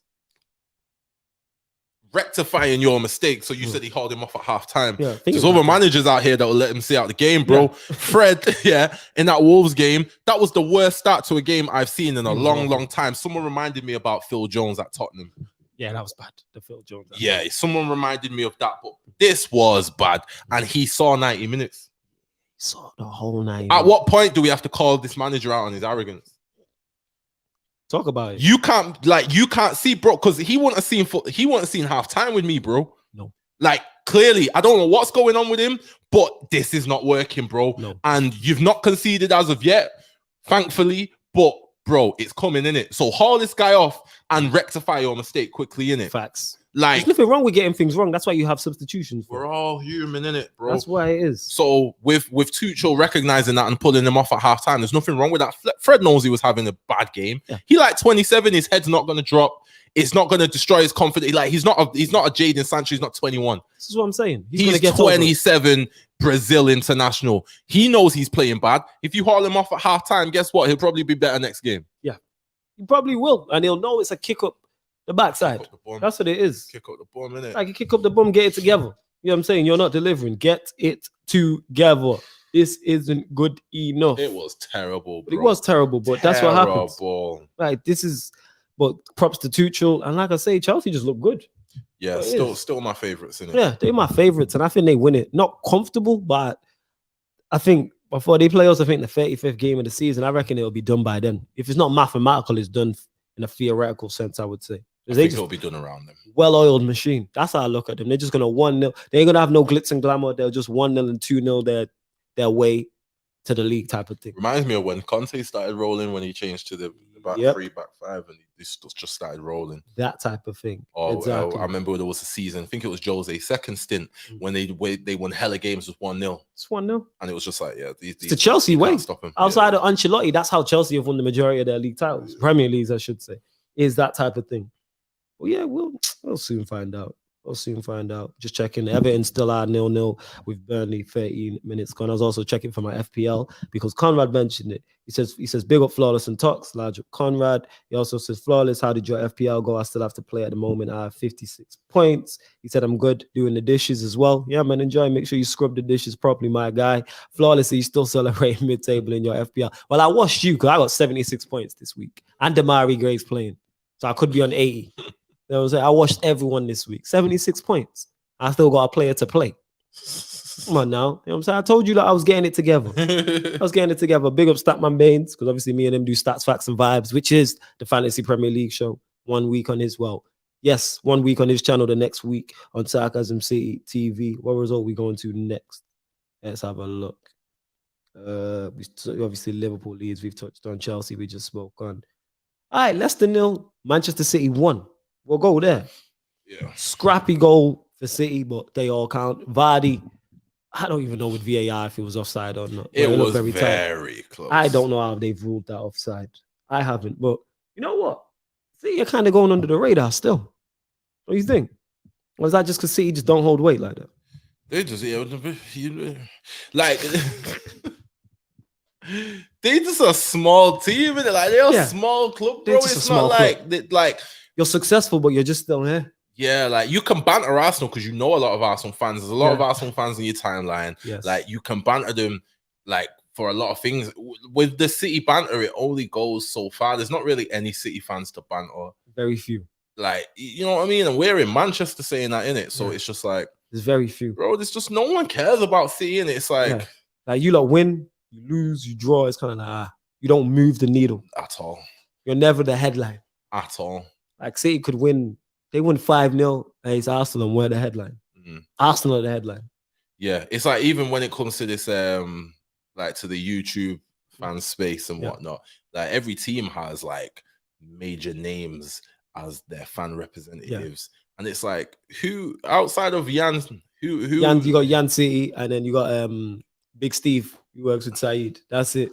It's just Big Steve. Sounds like I made him up, but he's a legit guy. Big Steve. That's it. But if you're talking about United, like you There's can multiple. name hella people. Yeah, you can name a whole 11. Chelsea people. You can name an 11. Yeah, like Arsenal, you can name an 11. You can name hella people for Arsenal. You get me? I can name Tottenham.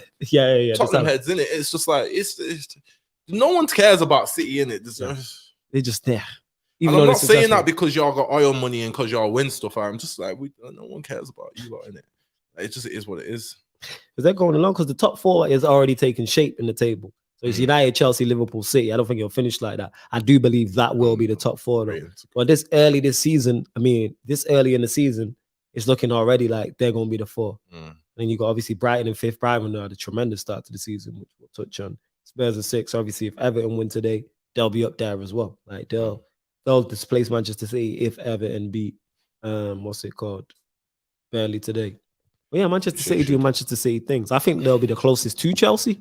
100%. I think they will be the closest, but I think they'll fall just so short. Plus, I think they're focused in Champions League. Yeah, I want to note that Grealish didn't score or assist on Saturday, so that should be spoke about because he costs £100 million, and if he costs £100 million and you don't bag assists, 4 assists, fam, it's 4. Yeah, 4 assists every game and a couple goals, then that should be spoke about in it. And I'm just highlighting that. That's all I want to say on that. All right, let's go on to the relegation battle at the Emirates. See how quick we went past City? Yeah. Because you see that? There ain't really much to say. And the goal was decent. There isn't really much to say. City do City things. Like against obviously Leicester are a top side and they'll be competing there for the top 4. However, there isn't really much to say. Like City just do City things. They're a very successful side. Very good side to watch. Great manager. But that's that. That's that. Like, there really isn't. Like anyone, you lot got any questions in the comments, please let us know, and make sure you hit the like button on the video as well, whether you're watching live or watching this back. All right, Arsenal 1, Norwich 0. Arsenal finally get some points on the board. They do. Right? They finally get some points. 4 games in, still -8 goal difference, but we move. Just the goal within itself. Just typical Arsenal. Yeah, it sums everything up. Scrappy goal, but that's what I predicted. Like I thought Arsenal would win the game. I said that. I didn't think it'd be a good performance. From what I'm hearing and seeing Cam's Twitter as well, he was very unhappy with how Arsenal were performing because he came on the watch along halfway through the United Newcastle watch along and he was just stressed because it was 0-0 at that point. So he was stressed upon stressed. Well, it's Arsenal, so Arsenal are going to stress you out like that. What I think is if Arteta was to lose this game, his position would have become untenable. 100%. He would have lost his job. Yeah. So I was rooting for an Arsenal win. And they won. So the circus goes on, innit? Did you see Edu's interview? Where he said there's no target. No target, bro. That's a great job. I'd love to have a job where there's no target. Big Arsenal, bro. Like, Big Arsenal, no target. Basically, he's saying you want to just the vibes in. The Arsenal are on a vibes thing this season. If there's no target, what are we playing for? If there's no target, what are we playing for? Yo, big Arsenal, and this is Edu, but like, fam, man was in Arsenal squads that were doing bits, innit? Like, yeah, he's a part. I swear he's a part of the Invincible side. I know he's won stuff with them. Yeah. I don't know if he was in the Invincible. I'm not sure. And obviously, he won the first 11, but I swear he was around them times, bro. Go on. Man said Arsenal have no target, bro. How can after 3 games you come out and say that with chest? That interview just shouldn't have been done. No, but that's Arsenal for you. One thing Arsenal don't do that what Manchester United do is the terrific PR. They have a terrible PR team. Bro, you have a dedicated camera squad following your team around to document everything. Why are you doing interviews, bro? Because The interview wasn't needed right now. It was needed because people were going around. Like, you don't come out and say that. He's letting you know what it is, though. He was too honest. Nah. You come out and lie. You too honest. See, Sasha says it, no targets, no vibes, just waffling. And she an Arsenal fan. She's an Arsenal fan. Sasha is a large up Sasha. She's an Arsenal fan. And she said that to me constantly. When the IMDb, when someone changed the Photoshop, and it was like the second biggest club.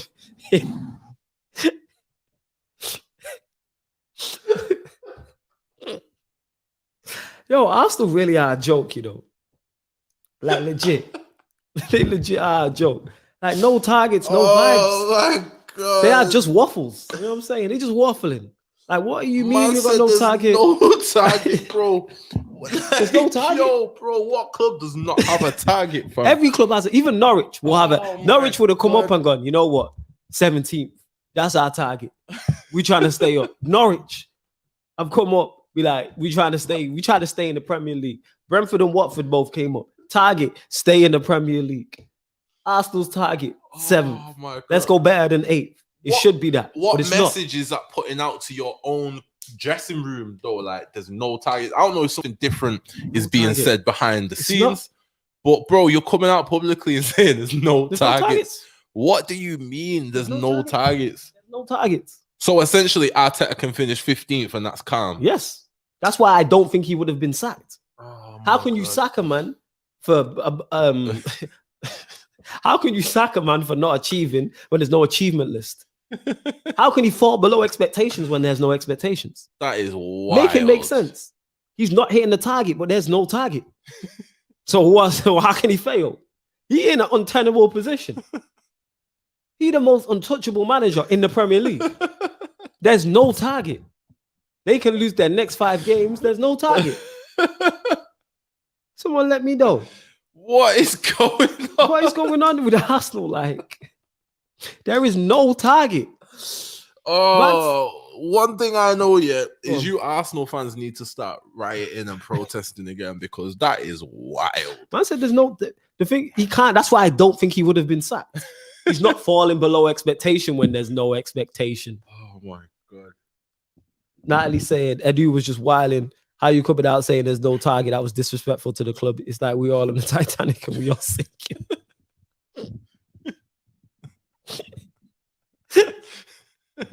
No lifeboats, no nothing. Just sinking. That's what it is. Oh God. How you got no target? Club. Everybody, all the other 19 Premier, forget the 19, there's teams in League 2 who will have a target. Salford have a target. We're aiming to finish here. This is why I don't think he would have been sacked. How could he get sacked? Because they're going, well, I'm not falling below the expectation. I've never heard that before. Never. Like, Arsenal we have no targets. Like, oh my Arsenal God. Just Arsenal in them. Big Arsenal, you know. Big Arsenal, man. Like, bro, I was growing up and you lot were the guys, bro. Yes. 100%. You lot were the guys, bro. And now y'all got no targets. Even the journals were trying ish. Let me see if this plays to him. This is Arteta in the, what's it called? One sec. Singing "We Are Staying Up." You think that's funny? I didn't hear that.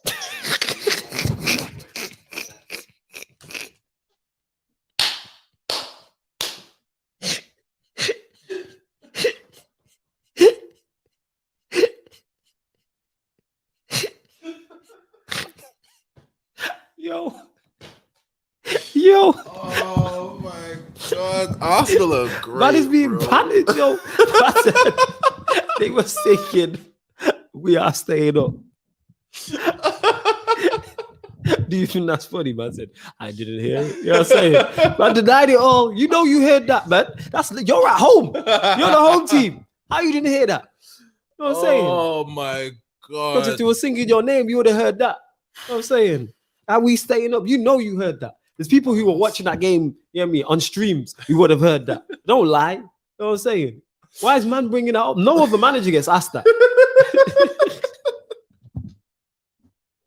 That's fast. They never ask managers what's going on in the No stand. manager getting asked that. No manager. Oh, Arsenal man, fans are cheeks, thinking man. that, you know, are we staying up? Do you think that was funny, you know? Man asked him tongue in cheek, yo. That's bad disrespect. That's bad. Oh my god. That is bad disrespectful, you know. Man asked him, you know, he had a smile on his face when he said it. Man said it. Man said, I didn't hear it. You know what I'm saying? Man denied everything. Man denied it all. my god. We gonna run that back. Like, it's up to look at this, man. Singing, we are staying up. That's funny.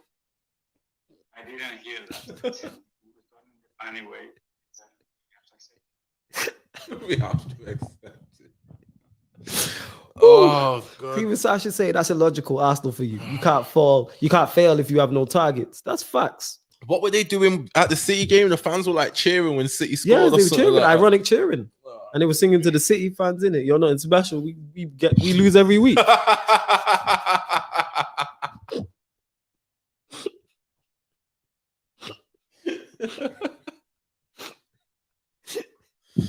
That's what he was singing. Oh god. What Kevin, you're nothing special. We get beat every week. You know what I'm saying? There's 3 games into the season, man.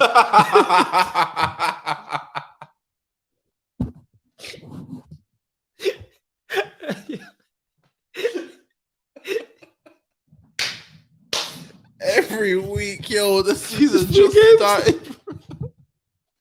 I'm not a broken. Oh.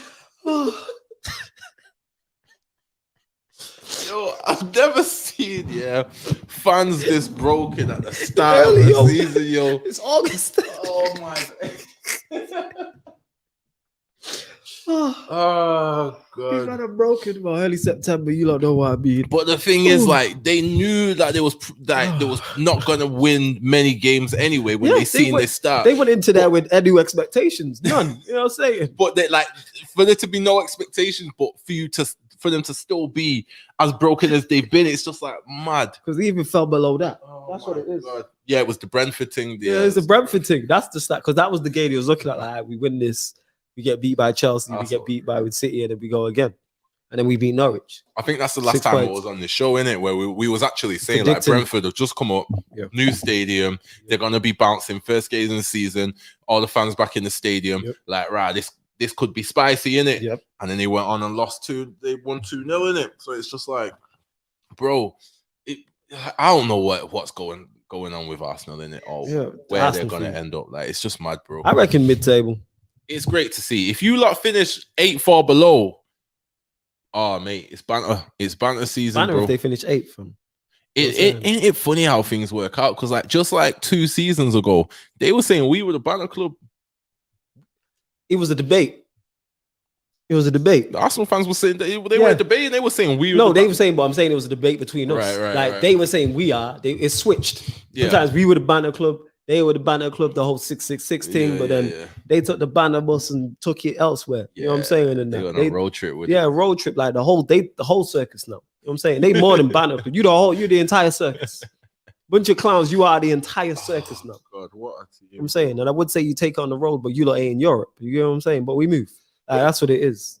They said as well, because they're not in Europe this season, that will help them in it. But it's just like I keep hearing this, but I'm like, look at the squad and look at the manager. One thing Manchester United have is the players on the pitch to get us somewhere. and Ronaldo's a new manager. Yes, that's what I keep hearing as well. Ronaldo's the new manager. You don't have a good manager, or you don't have a good squad. Do you have better players than what's looked like? Yes, but I don't think I think everybody fit. You're still 8th, 9th. I think they finished mid-table. They finished 8th. That's a good season for them. Yeah, the signings haven't been great. Like I look at it and I'm like, forget the big 5, forget Leicester. That puts you 7th. I don't think you're better than West Ham. I don't think they're better than Everton. I don't think they're better than Villa. Leeds is a debatable. The players they sign as well, and this is often a sign of like where a club's at. The players you sign, who else would sign the players that you signed, innit? So we sign Ronaldo. We know people would want Ronaldo. We sign Varane. We sign Sancho. Or players that walk into your team. Yeah. These are all players that other clubs would want to sign. Yeah. Chelsea signings, they've made hella signings we would want to sign. Grealish, other teams would want to sign. Yeah. Grealish. You get me? Like, it's like these signings that you've made, who else goes for Ben White? Nobody. That's a clear run. Ben White's a Lakonga, clear who run. else goes for him? Lakonga's a clear run when you've got the likes of Camavinga on the market. Leicester signed Samari. So it's just like that. Yeah. That is a big statement of where these lot are at in it. Like, it's very bad. Well, It's very bad. it is. So if they finish, they'd be happy to finish 8th because That's where they probably are. They're 8th. They're 8th to 11th, I would say. That's their realm. Best case scenario is 8th. Worst case is probably 11th in terms of where I think they are. They're lucky for them that there isn't mid-table clubs around anymore. They're lucky there's not Wolves with Nuno. They're lucky that Crystal Palace don't have Roy Hodgson. Because they're two mid-table clubs. Yeah. So then that could knock you lower. That's a good point. The fact that I think there's 8 or 9 teams that could go down is fortunate for you lot. Because normally at max it's 5 or 6. Yeah. Max, and that's the max. Normally it's the 3 that come up people look at, and then there's 2 or 3 in the Premier League you look at. So it's like you lot could have been competing for 14th. You are 16th now. Sasha said Arsenal's target for this season is winning a BAFTA for this documentary. They may be able to smash and all kind of streaming records. I'm saying this now. It smashes all records. That Arsenal doc is smashing all records. If they dropped a preview for it now, it does millions of numbers. You know, like Marvel drop a trailer and it does, like the Spider-Man trailer came out and it broke hella records. Like that's what would happen. Arsenal with doc this. is going to break it. Yeah. When I see non-footballing fans asking why Arsenal are cheering goals against them, that tells you all you need to know. That breaks all streaming records, and this is all being documented. The all for nothing documentary. Like if Amazon is smart, you already got I give them a blank check and say, well, how much do you want for season 2? Because we need to see the sequel. Oh God. You know what I'm saying? In that you need to MCU that. That's what it is. ACU, the Arsenal Cinematic Universe. That's what we want to see. That's what it is. They should run with that. You telling me you won't watch 3, 4, 5 seasons of that in a row? Because I didn't get through the whole seasons of the Tottenham and the City one. I didn't watch the City one because they won, and then the Spurs one I watched. I think I got up to 7, 8. There was a couple of episodes. But I'm like, it's Spurs. Yeah. I don't really have an invested interest in. With this one, bro, like I'm binge watching. I don't know how they're gonna drop it if it's like they need to drop it all at the same time. I'm watching it all. They need to drop it all at the same time. Ajab Drizzy does for the super chat as well. He says, I swear, if we lose to Arsenal, Ollie should go. Ollie should go anyway. Like people say this like he should be here. He shouldn't be here.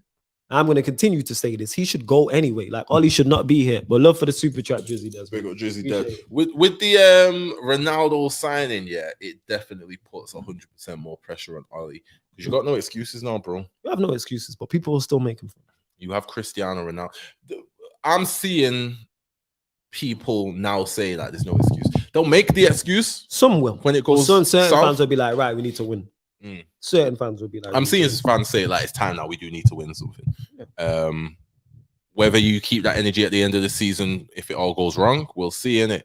But people like the mainstream pundits, Gary Neville and whatnot, he's defending this guy still in it. Yeah, because that's his brethren. They're friends. You can't be that dishonest, bro. Like you got a job to do. You're a respected pundit until it comes to speaking the truth about Manchester United. I love hearing Gary Neville talk about other clubs. There you go. I think he's brilliant. When it was Jose, you had bars. You had bars when it was Jose. He did. Yep. You had all the bars in the world, didn't you? If you're speaking about the Glazers, you got bars, bro. Yes, you did have bars. That's fact. And how they're underachieving and how they're bringing the bar. They're lowering the bar and whatnot, but they're lowering the bar with this manager, innit? And you don't speak on that. You skip. You say everything but that, innit? Facts. You got Jamie Carragher pressing you on how Ollie can stay in the job if we don't win nothing this season. Yep. And you're telling him, we shouldn't do like we need Harry Kane. That was his excuse. We need Harry Kane. All right, well, we got Cristiano Ronaldo. Are we still can't win the league? So was you just bluffing, or was you just moving and making a move because Harry Kane's your guy? Moving the goalposts, isn't it? Moving the goalposts. That's what it is. And Mourinho, you expected to challenge and win a league title with a worse team, at a worse squad. Fair point. We have a very good squad, bro. Bro, you can imagine it. Outside the defensive midfielder, there's not really many people I'm taking from other squads to put into our squad. But maybe a right back and that's it. Outside of the holding midfield. Who you taking out of Chelsea's squad to go into the United squad? Well, overall, you're saying first 11 or bench? First 11. I take Reece James as a right back. Okay. This is out because I take Reece James because I'm a fan. I take Reece James. You take Kante or... Oh, I take Kante and Jorginho. I'll take them both. You take them both? I'll take it both. If you're putting DMs in there, I'm taking both. Okay. Yes. Anybody else? Thiago Silva. You taking Thiago Silva? Outside of that, no. I'm taking Reece James, Thiago Silva, Kante and Jorginho. Kante and Jorginho, can't argue with. Yeah. Reece James, I wouldn't, but I understand. And just because he's better going forward. And I think he's defensively sound enough. So I go Reece James, Thiago Silva, because I think, obviously, you think Maguire's better, but I'm a big fan of Thiago Silva. Yeah. So I go with him. And then the midfield makes. But the fact that we think they're going to win the league, I said 4. I said 4. That's wild. I've said literally 4 out players. Out of City, who you taking? Cancelo, definitely. Obvious. You know what I'm saying? Like, Cancelo, definitely. Fernandinho, I'm taking. Diaz next for Varane, I think, will be a beast. Trying to think. What else would I take? That's it. And that's Premier League winning City. Yeah, that's Premier League. Like, I take Cancelo. You're taking 3 players. Yeah. I take Diaz. And I take Fernandinho. And that's it. Out of Liverpool, who you taking? Fabinho, 100%. Taking Fabinho. 100% taking Fabinho. I would take Trent. All jokes aside, I would take Trent. And of course, Van Dijk. Right. So you took 3 players. So the point we're making is, bro, and this is a team that's remained largely intact since winning the Champions League and Premier League. The City team has been winning the Premier League consistently. Chelsea just won the Champions League, favourites for the Premier League.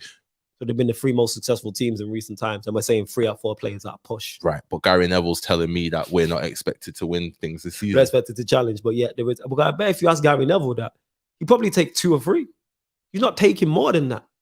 He's probably keeping Wan-Bissaka, to be honest. The reason why I'm saying about the DMs and right backs, that's more a deficiency in those positions rather than the quality of others. And then there's certain players, like, you're not turning down a Van Dijk to me. Like, no.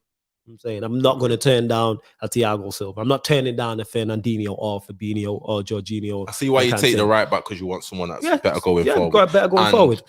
Can still do a job defensively. I understand that. That's why I would take that. So we need to stop this whole lowering the bar thing for United, because the squad is outside the defensive midfield. It's there to compete. And that's what people don't realize is you can be a level below a team or still compete with them. The Liverpool side that won the league, City squad is better. But Liverpool competed and won the league title. The season before, they competed. They got 97 points. City got 99. They competed. Even though their squad is nowhere. If you look at City and Liverpool squad, they're worlds apart in terms of talent. First 11s you can debate. The bench, the entire City bench gets on the Liverpool bench at that point. And still does now. But in terms of talent, this United side is there. It's phenomenal. Like I said, you know, it's how when you ask me what players I take, I didn't mention no attacking players. Mention no attacking players. I could have easily said De Bruyne. Our attack switches so quickly if you change manager. Oh yeah, 100%. Our attack is incredible. The options we have. Like, the biggest thing I have when I'm thinking, when someone's like, all right, what lineup do you want to see, is who's our front 3? Because one of Pogba, Sancho, Greenwood, Rashford, Martial is missing out. Well, 2 of those. Somebody's missing out. Especially if you're now putting Pogba on the left as opposed to in the center. Yeah, because I would personally play Pogba from the left, but that's just me. I'd keep him in the center. If you have a Fabinho there, he's fine. Oh, if you're saying with Fabinho, that's fine. You've seen what he does with Kante. That's cool. You know what I'm saying? But I just don't like him with our midfielders in there. I think the way we set up as well, it's like, take Matic this past game. He didn't really play like a defensive midfielder. We didn't really, because at times we dominated the ball. Yeah, they was in a low block, but more often than not, our defensive midfielders don't actually play like defensive midfielders. I feel like they play more like 8s. They get forward at time, and that's how it's supposed to be. Because you're playing Newcastle United. That's how it's. You're no disrespect. You're facing a team who are going to be battling relegation. That's not even disrespectful. That's the facts of the matter. Newcastle finished 15th. That's a good season for them because they're battling relegation. Like, and that's my point. How come one thing I rate about City is they treat relegation sides like they're battling relegation. Oh yeah, they absolutely. You know what I'm saying? And like, they played the team, one of the teams 19th and 20th at the time, and beat them both 5-0. And they beat Norwich 5-0, they beat Arsenal 5-0. And this is the importance of why you need a manager change, because like, yeah, like Newcastle respected our attacking powers, innit? But they still was up for that counter attack. They don't go at City like that. when they have the chance. It would just be a kick it like it was just because obviously say Maximum's quick, Almerian's quick. They was plowing men forward when it came to the counter attack. Yeah, they won't do that to City. Yeah, they'd be very skeptical. Look at how Wolves treated us. They don't do that to City. Yeah, that's true. There's the fear factor. There's the fear there in it, and that's the problem. That's what's missing from us. It's that they don't fear the tactics. No, because they know we just individual brilliance. Mm. That's why the manager's not feared. Yeah, like managers go into it feeling like they can get one over on it, one over because they're like he might have a better team, but I know tactically I can get at him. Yeah, and that's how they look at it. Literally. Tactically, they can get at him because we've seen this happen time and time and time again. That's what it is. We'll run through some more of the results. Watford 0, Wolves 2. Very good result for Wolves to finally get off the mark. Actually, and going away to Watford isn't easy. Also, yeah, as we see.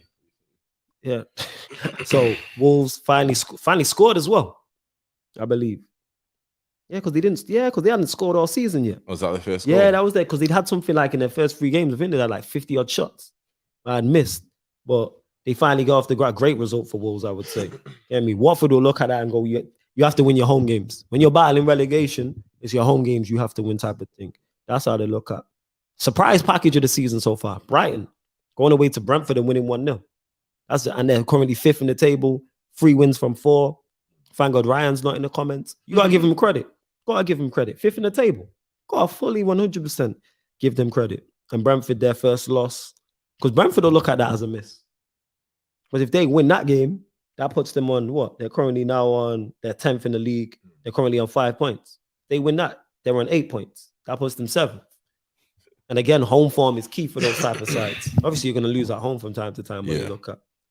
Another team who I think missed out big, but a great point for Southampton, West Ham 0-0.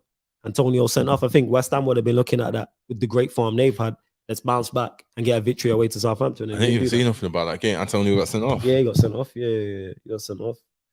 Did my FPL team. I was just going to say some of you man's FPL. Yeah. But that being said, my strikers did well in it because Lukaku did. I got 76 points because Lukaku did well. Yeah. Bamford wasn't good. Salah hit. Salah scored. Trent got an assist.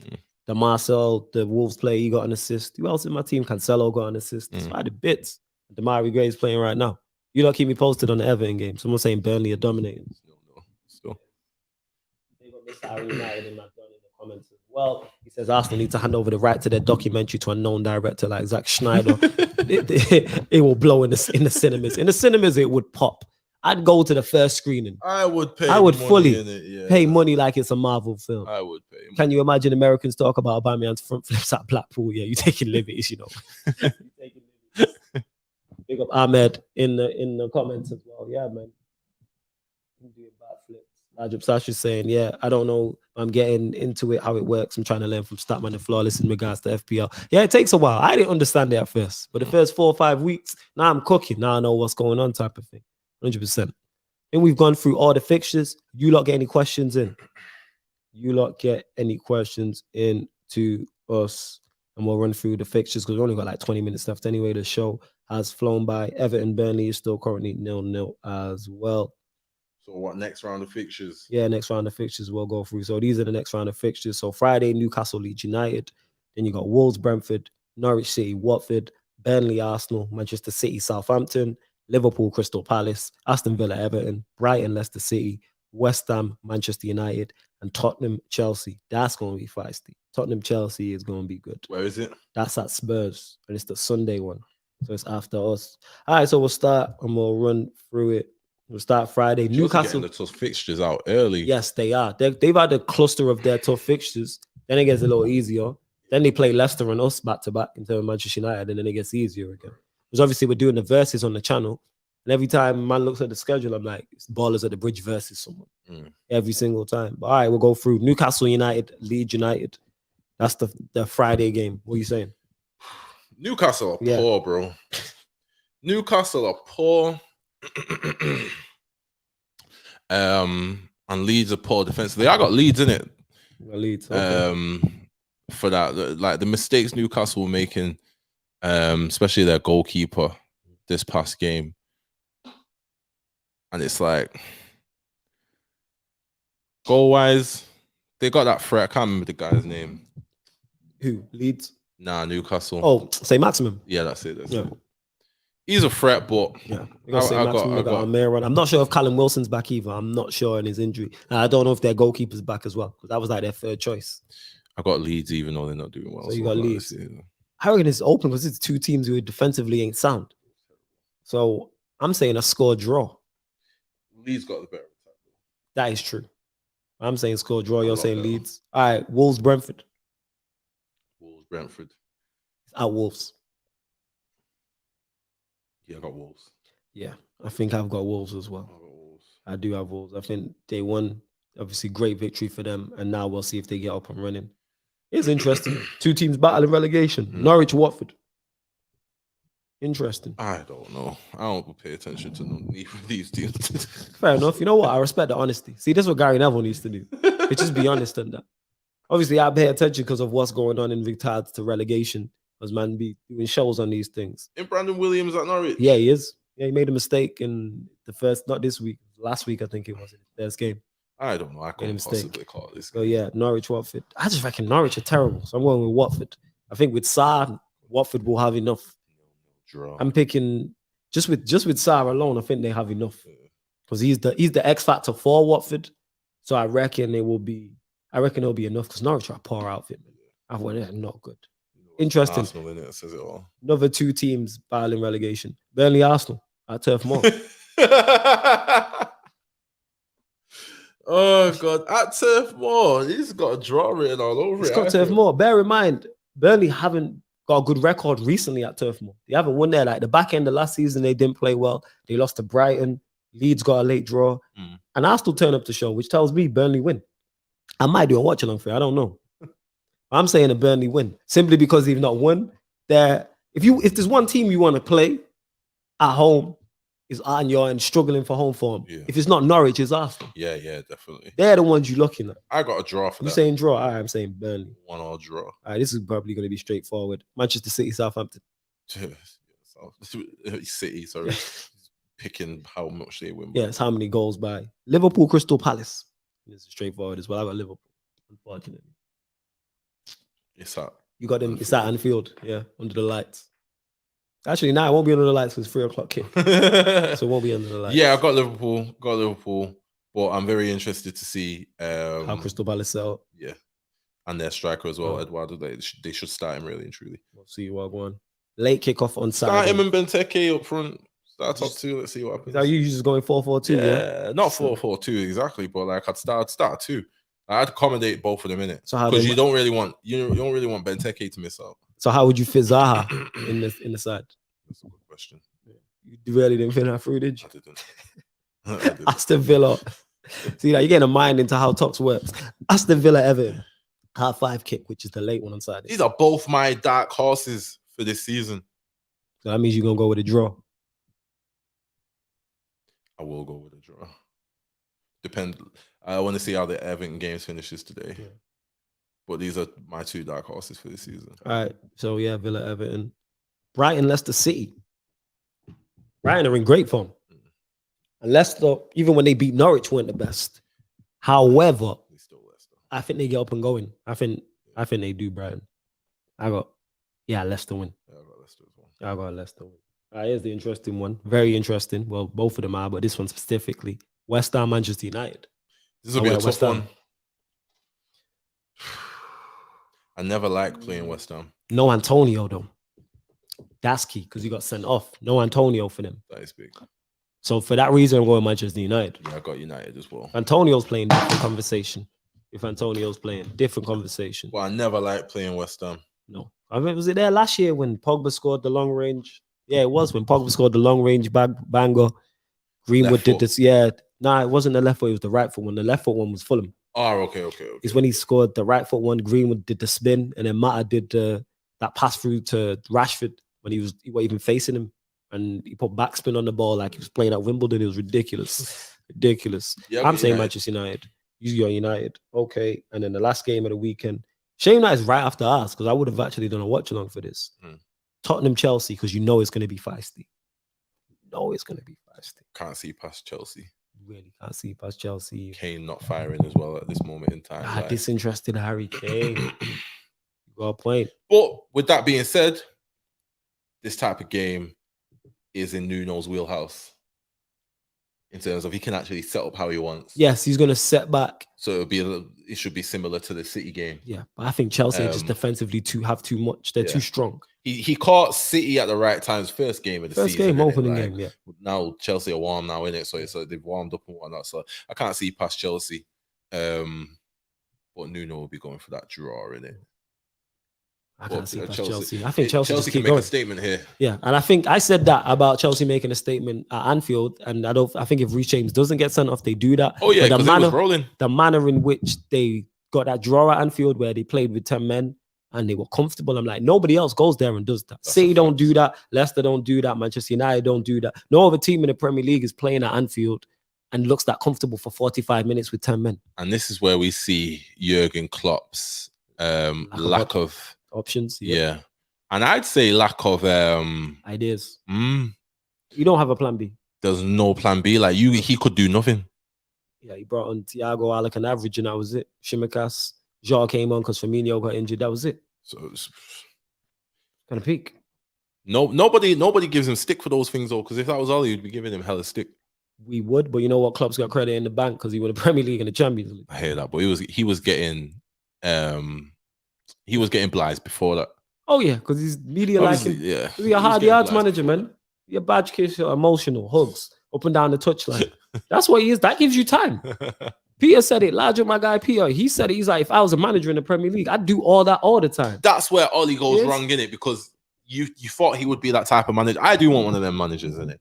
I don't care what. Just be successful. Yeah. I want I want one of them in it. Run down the touchline and Jose did that with Roma. Yeah, he ran down the touchline. I like that in it. I like that in it. Be successful. Ollie's too robotic at times. He lacks personality. Yeah, because he don't really have one too tough like that. You can tell that's not even a shot at him. You can tell from his character he's not. Even when he was a player, he wasn't a flamboyant character. Yeah, he's not like that. He's not like that at all. You're at the helm of Man United, and you're a United fan as well, supposedly. So it's like, because if I was a manager, would I be emotional? Probably, because it gives me more time. Oh yeah, I'd be kissing the badge. Yeah, you are, but you love that emotional stuff. You'd be doing up Lukaku and yeah, that, bro. I'd be joining in celebrations, the trousers and that. Yeah. I'd be muddy after game. You'd think I played 90. Like I would be all over it, innit? So I don't know why managers don't do that more, but yeah, Klopp's got that in the bag. Pep's got it in the bag sometimes as well. Conte had that in the bag. Yeah, but you know what Conte had? He was successful. Tuchel don't do that, but he's successful. Pep don't do that, but he's successful. Yeah. He's successful. I don't care about your character and kissing the badge. I don't care about hard yards on the touchline. Win me a trophy. Nah, I want you to kick every ball in it. Win me the trophy. It's great for entertainment purposes. Yes. From my entertainment standpoint, it's fantastic. For my team, win. I would like you more in it. I don't like Ollie in it. That's my point, though. It gives you time. It's nothing to do with football. He very rarely comes out and shows personality. Because he's not a big personality. Who was he trying to be?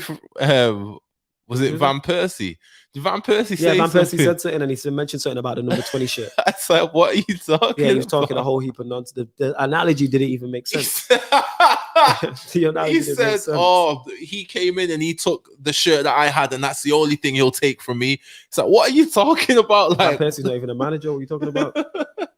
Van Persie's not angling for your job, bro. Like, that's the only thing he's going to take from me. So it's like, no, show personality more in it. And I'll be able to like support you a bit. Yeah, because you're getting lost in, you love that, the nostalgia and all that stuff. Yeah. You know, that I'm not that character. Win. That's what I want you to do. Just win. Then I like you. That's why I love Bruno, innit? Like, passionate, innit? Yeah, you love the passion merchants and the hard yards and the knee slides. I don't love the hard yards, but I love the passion merchants. The long socks and all them things there. You know what I'm saying? I'm not into that slide tackles, get you shorts day, all that crap. How about you win? I keep saying this. Win. That's what I want you to do. Win. I don't care about your personality and that. I'm not dating you. I don't care. We're not brethren. Win. It helps, innit? It don't help nothing. It helps. It does. Well, he hasn't. It's not helped Mourinho in years. Because he's been so broody for the past, or brooding for the past years. Like, he lost that, innit? He had that spot. That's what we liked about him in the first place. You running down the touchline at OT. Because you was winning. Yeah, but like, that comes with it, innit? Like, when you win, show passion. It's like Klopp. It's like win. But like, the thing is, when he wins, he shows the passion. That's when the passion comes out, when you are winning. So they go hand in hand, innit? Don't win and show me no passion. You should still be kicking. Well, Ollie's not done no winning, so we move. But you should be kicking every ball anyway. Yeah. I'm saying, boy, it is what it is. Because Prime says it here. Where we at? We get to this comment. We got Prime as well. Yeah, there are some Chelsea fans that cuss Tuchel is disgusting. How you cuss Tuchel as a Chelsea fan? That's because of Super Frankie Lampard. That's what it is. That's what it is. 100%. Chelsea just have a certain culture. The Chelsea fans are different, innit? Yes, they are very Chelsea fans different. are just different. They're innit? Chelsea fans. See that? Ahmed says, don't forget the badge kissing essential. Yeah, it's essential, man.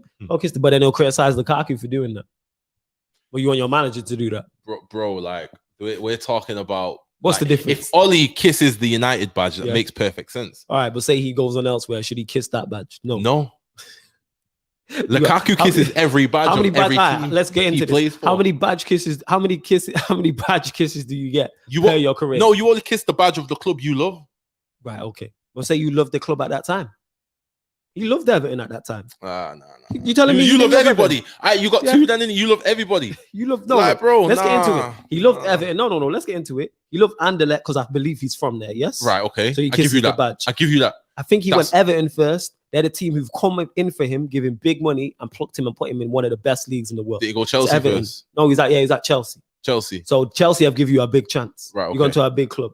So I don't think he kissed the badge because he didn't score. Yeah. So forget the Chelsea the first time round. So you go Everton. Everton have come in for you. They give you your second chance now, and you're going to be the main man. The crowd love you. Evertonians still love Lukaku to this day. So you're going to kiss the badge. You kiss the Everton badge. You're going to kiss the Everton badge. You've got no ties to Everton whatsoever to be kissing an Everton badge. Bro. Yo, if they that love just you, seems nasty to me. No. But if they love you, you're going to love them back. Nah. How you going to love? How you not going to love someone who loves you? You join Everton, bro. You're Romelu Lukaku. Yes. You join Everton and you kiss that badge because they give you. They give you your shot. They've give you your shot. I can't remember where he went on loan to first. He might have been at West Brom first, but we'll get into that. They give you your shot. How can you not love someone who loves you? How can you not love someone who loves you, bro? Nah, they loved him. They loved him. Evertonians still love him now. I'm not with it. You don't kiss an Everton badge. That's How do you nasty, kiss an Everton badge? That's nasty, innit?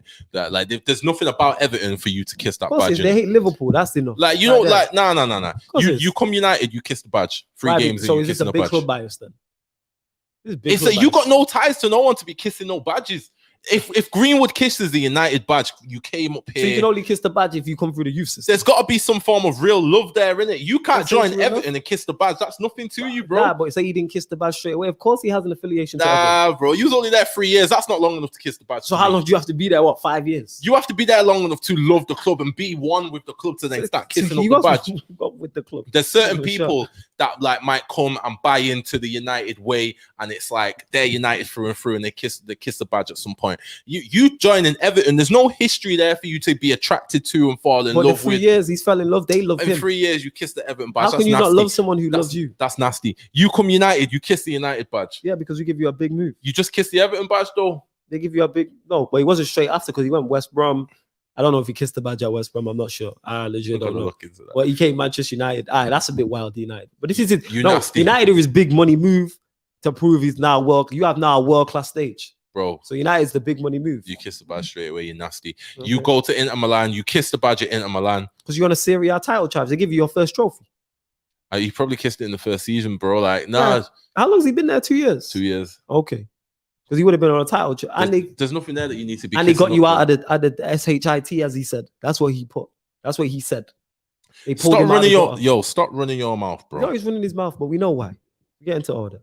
Yeah, no stress, fam. I'm gonna close out the show. No worries in that. Make sure you follow Tox, you know me, across all platforms. TOX2K1. Myself, Adatsme Flawless as well across all platforms. Tox is just had to step out. Obviously, you got a newborn, so you gotta make sure everything is all right at home. We'll probably go over them.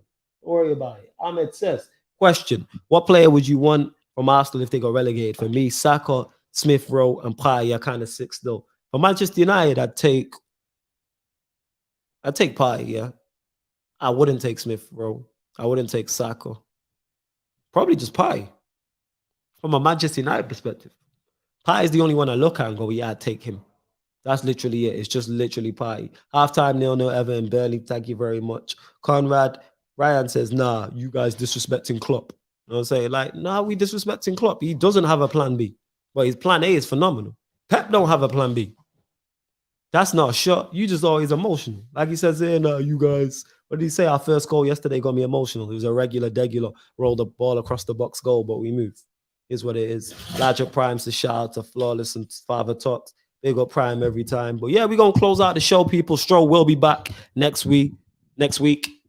We will be back next week, people. Anything you want to add, family, before we go? Now, big up everyone that tuned in, innit? Yes. Large up everybody that has tuned in. We'll be back next week. You'll catch us every Monday on From a Third Eye. Well, every Monday on Pi Radio from a Third Eye View. So we're here live on the YouTube, also on DAB Radio as well, talking all things Premier League. Big up to everyone who's tuned in.